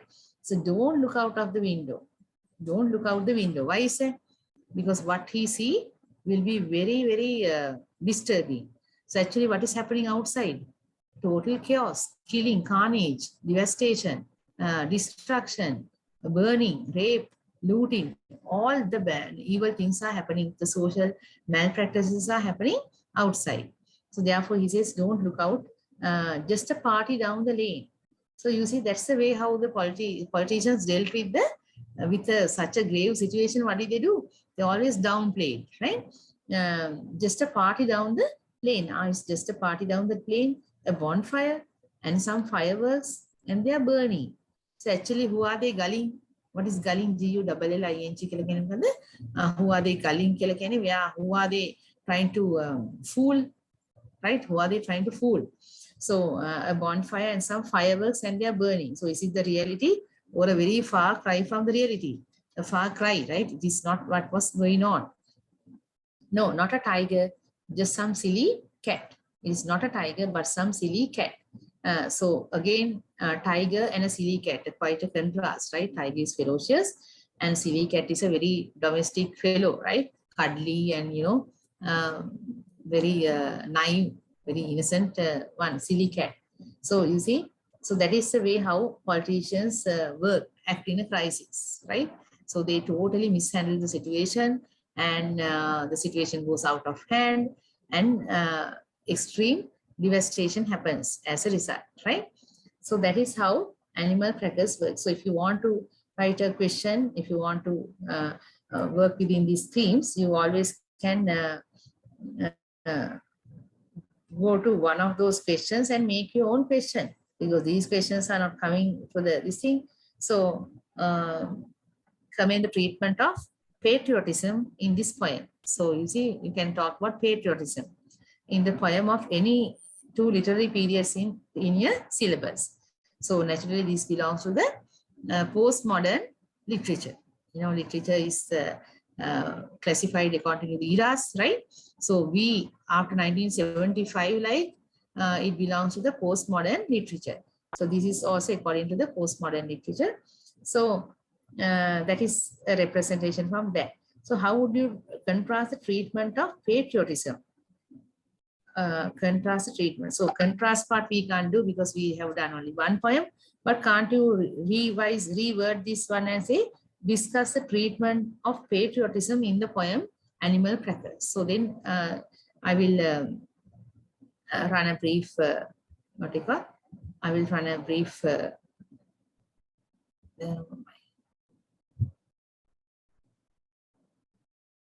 okay, how will you word it? How will you word it? Yes, how are you going to word it? So you can write like this. Patriotism is presented in the poem in a very satirical manner. So Richard de Souza, and also remember when you're mentioning a poet, always go by the last names. I know these things you know, but I'm just telling, right? Just reminding Zoiza. So it will always be what? Zoiza, not Richard, not Richard de Souza, just Zoiza. So Zoiza brings out the patriotism in the people of Sri Lanka in a political crisis, in a political mayhem. You can call it political mayhem, right? Political mayhem. So how does he bring it? So he brings patriotism.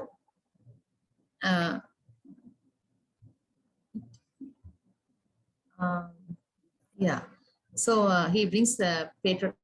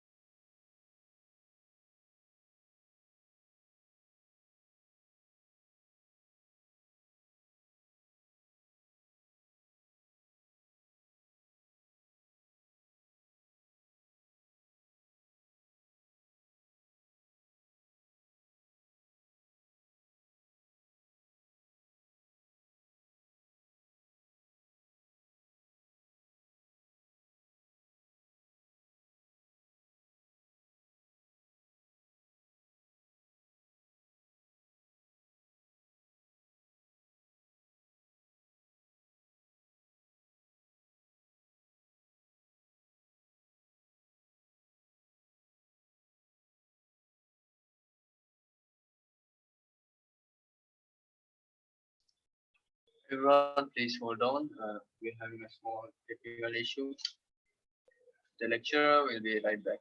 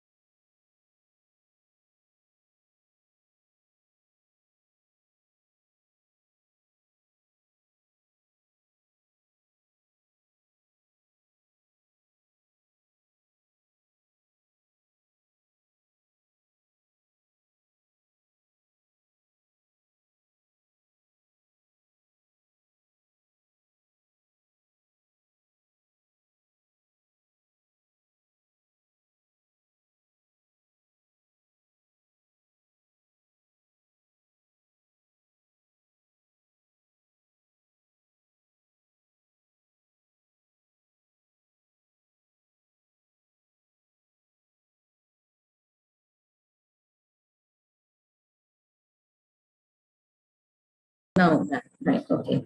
So, okay. All right, now, okay, thank you. So I lost you at one point, right?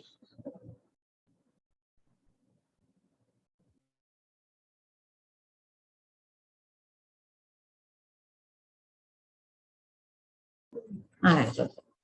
Right, so at one point I lost you. So I hope nothing much was, not much was lost, right?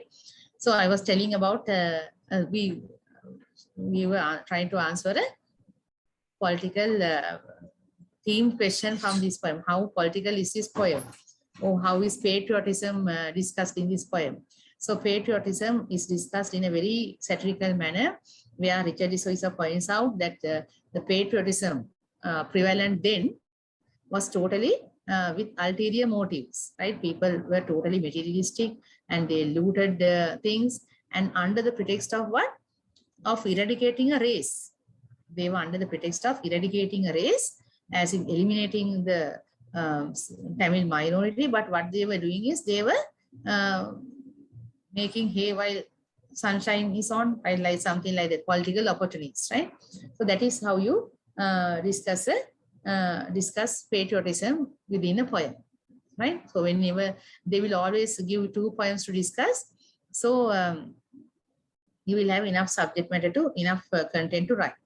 Okay, I go to my last poem of discussion, which is Fisherman Born by the Wife, right? Fisherman born by the wife.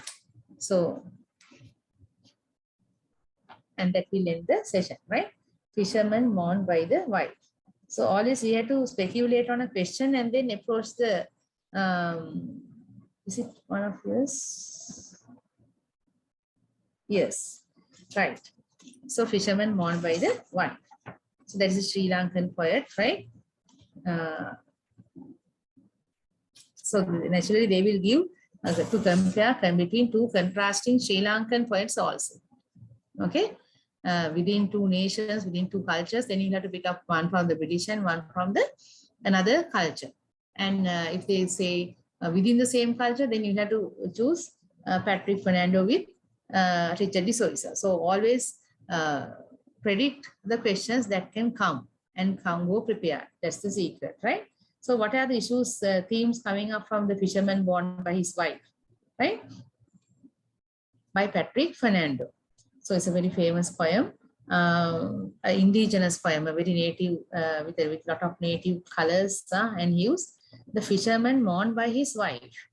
So the title itself is very tragic. Why? Because we are listening to a widow. She's a widow, right? So Fisherman Born, but this title is very ironical. Why? Because it is told about the fisherman is the central image. They show that this central image is a fisherman, but really what were we listening to? A wife's account, right? To a wife's account that we were listening to. So that is an ambiguous title, right? So when you were not quite 30 and the sun had not yet tanned you into gold brown. So when you are not quite 30 and the sun had not. So what is he telling now? Why is it a very dramatic monologue? It's a very dramatic monologue. Why? Because he's speaking to a dead man, the corpse of the husband. So who is the addressee of the entire poem? He's speaking to the dead man in the poem, dead man, he's the husband. So when you were not quite 30 and the sun had not yet tanned you into gold brown. So what is the metaphor here? The gold brown is metaphor. So the metaphors also drawn from the surroundings, right? So fisherman and the boat are very kind of linked images. So she draws from that. The boat brown is a metaphorical color, boat brown. And the sun had not yet tanned you into that. So that means he was immature.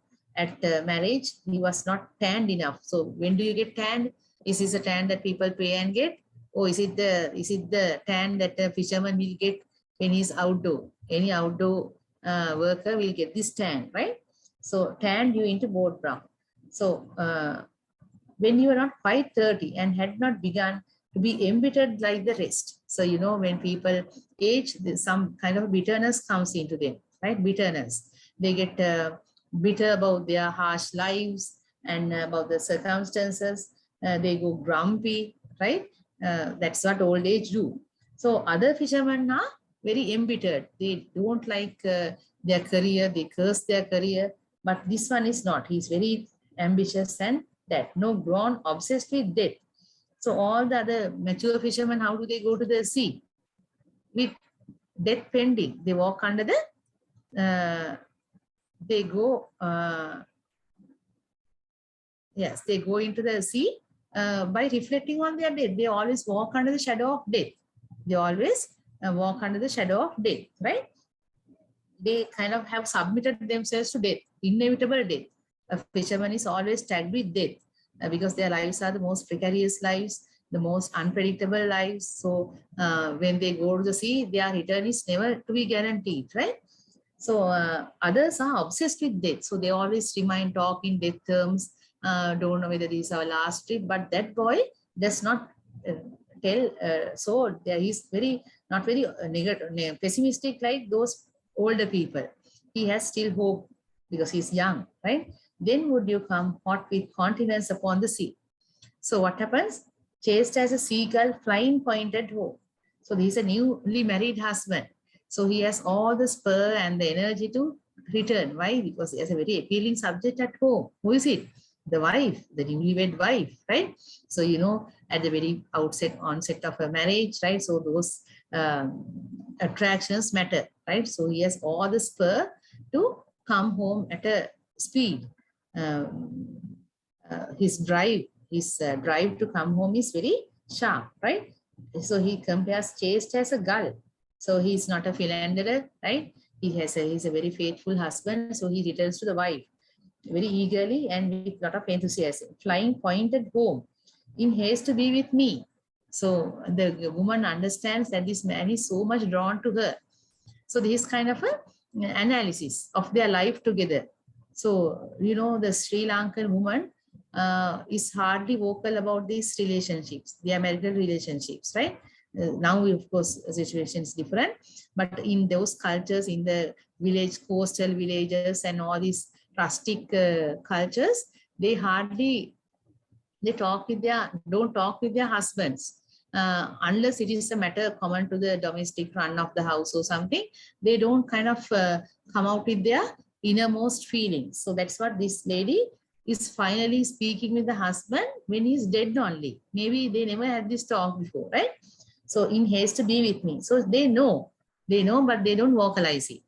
Now that being dead, you are beyond detection and I need not be discreet. Let us confess. So now that being dead, you are beyond detection. So now you are dead and I need not be discreet. Let us confess. So he says, now since you are dead, let us be very open about this and let us confess. It was not love that married us, no affection. So we never came together in bound in love or anything, but elders' persuasion. So then another theme comes up, what? Arranged marriages, right? Arranged marriages is another theme present in this poem, right? Arranged marriages, elders' persuasion, not even loneliness. Recall how first you were so impatient and afraid. My eyes were open in the dark, unlike in love. So these are what we call a very intimate revelations, right? So you were so impatient and afraid, my eyes were open in the dark, unlike in love. So they consume their love on their night of the wedding. They both are nervous. They both are nervous and they both are nervous and but they share that particular moment in intimacy, right? Why open in the dark? Unlike, because out of fear, trembling lest in fear, you will let me go a maid. So, you know, we call it the nuptial night. We call it the nuptial night has fears for both the boy and the girl, right? Because there's a very crucial night where let me go a maid. So sometimes the girl is very afraid of her virginity. Maybe her virginity will intact after the nuptial night even. Why? because why is that? Because the male may not be potent, right? So there are certain issues that a girl has to be afraid of, right? Maybe that she will have no clue to show her purity, right, to the relatives and all. So this is a very critical moment, right, where everything has to go very smoothly and finally proving the virginity of the girl and also the potency of the male. So 3 months the monsoon thrashed the sea and you remained at home. So the sky cracked like a shell. 3 months the monsoon thrashed the sea. So you see, this is also very sexually very connotations with connotations. The monsoon thrashed the sea means, and you remained at home. So that means the boy and girl came in constant contact with each other, right? And the sky cracked like a shell. So that means the sky cracked like a shell. In thunder, the rain broke through. So these are heavily laden with certain implications, right?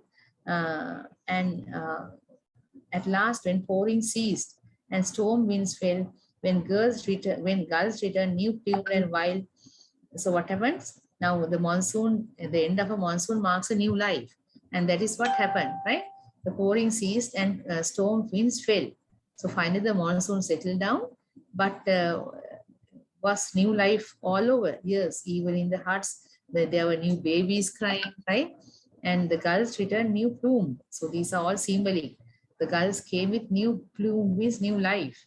And while when in a wind-torn flamboyant, new buds broke, I was with child. So there are a lot of what you call signs and symbols around, right, of the pending pregnancy of this lady.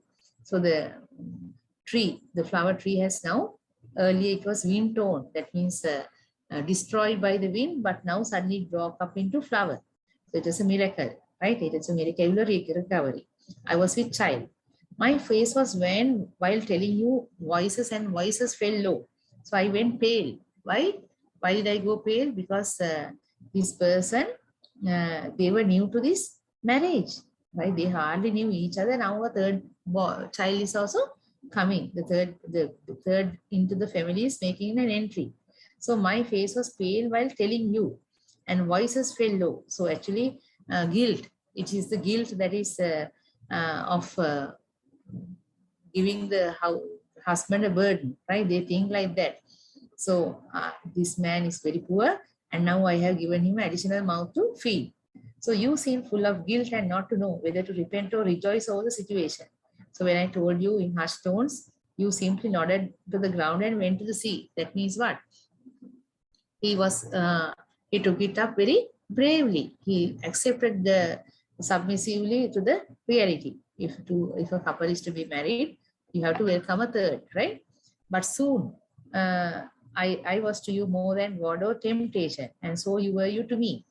So I was soon more to you than God or temptation, and so you were to me. So initially they were bound by the sexual attraction, but when the children were coming along, what happened? Their relationship turned into a very platonic relationship. That means not lust oriented, but a emotional relationship, right? So that was what happened. First the marriage, then the children, and then the emotional bonding. So it's kind of a what you call tipsy kind of situation, but that is the way how these marriages work. So soon I was to you more than God or temptation, and so you were to me. Men come and go, and some say they understand. So now Salish comes to the present tense and tells what? Our children weep. The youngest think you are fast asleep. So the children are so small, they don't know that the father is dead. You had grown so familiar as my hand that I cannot with simple grief assuage dismemberment. So now I have to face life without you, and it is I cannot be simple grief. So it's like a limb removed from my body, right? I cannot just let go it with simple grief. Outside the wind, these coils of leaf, tree that it used to nurse. So this nature is working, creating havoc outside. So this nature is presently in its duality. Sometimes nature is ferocious and sometimes very nurturing, right? So the very nurturing nature was the exact person who robbed this man away from the family, right? By creating the sea tides. So tide is nature, right? So he succumbed to the nature's rocky waves. And the tree is also undergoing the same fate. So there's a parallel between the flamboyant, the tree, and the man's life. Why? The nature gave it a huge canopy of flowers, and now what is happening? Once more the flamboyant is torn. So that is the way nature gives, and the next moment it rips it off. Nature gave this lady a beautiful, nice husband, nice children, and then the pleasures are outstripped from the lady. So the sky cracks like a shell again. So you see the cyclic nature of the nature. So nature goes on continually, it moves on, and adding up to our fears, our grievances, sometimes happinesses. So it is a cyclic format, right? And someone practical has gone to make them bring the hearse before the rain. So someone practical, actually who is practical? That someone know the woman, lady is very practical. Yes, she knows that wallowing in misery is not going to help her. So therefore she is going to face the reality. Is it one child or two children or more than two? So it could be more than two. Why is that? There's a particular adjective, youngest. That means minimum 3. Then if it was 2, she would have told younger. So it is youngest in the minimum there should be 3. So she will actually face this brave through this situation very well. This is a poem, a lament. It is not a lament, mind you. It is not a lament.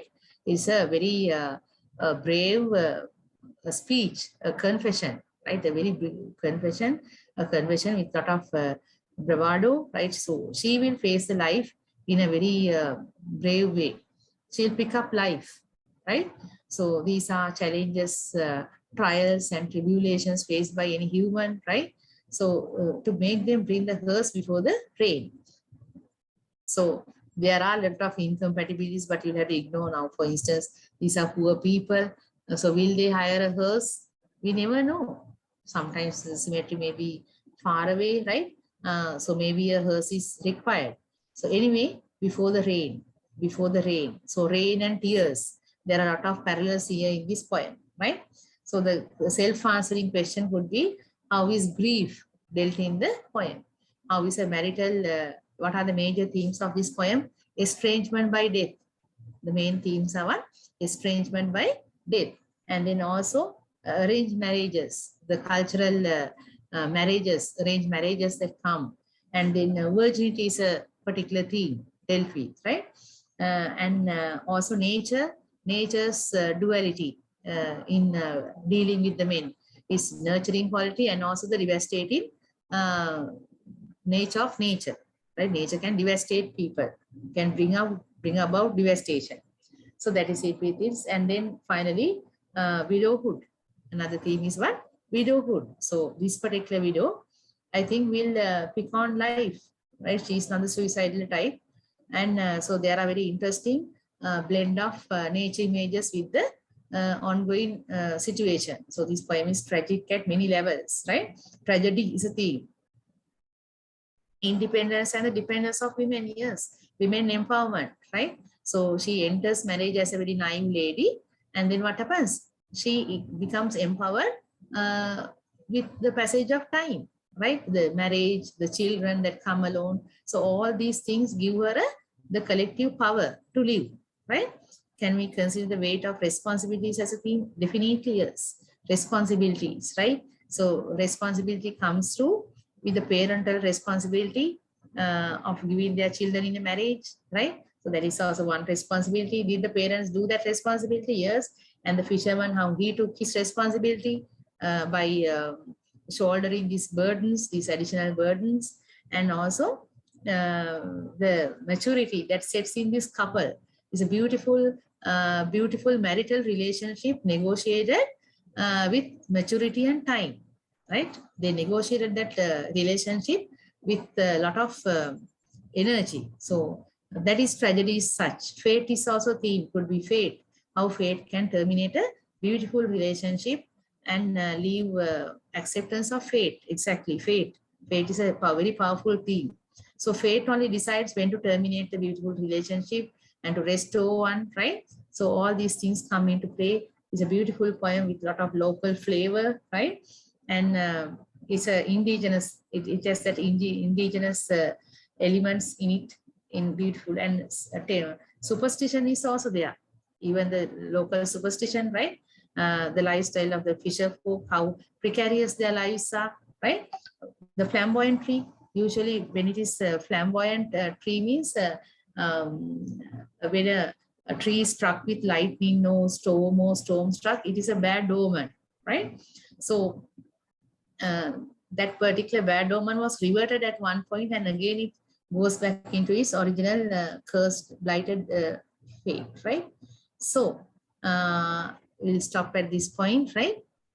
So I hope I revived something in your minds, right? So yes, that is also very good. That is a very good observation. So I have always told the poet and the persona is two different ways, right? The poet can choose any type of persona. You say invented persona. Persona is a mask, right? So the poet can take a cross-gender persona. Now these cross-gender, so male is a male poet, but it takes up the voice of a fisherman's wife, right? So similarly, age also can be a very old person can write in a 7-year-old, 3-year-old mentality, right? Okay, the questions are basically you can fashion your questions by focusing on the themes. How is tragedy portrayed in this poem? How is tragedy portrayed in this poem? How is woman empowerment? You can speak of woman empowerment, right? Maturity. So like that, it is multifaceted. I picked up Sri Lankan poetry because they are not anthologized anywhere in the Google.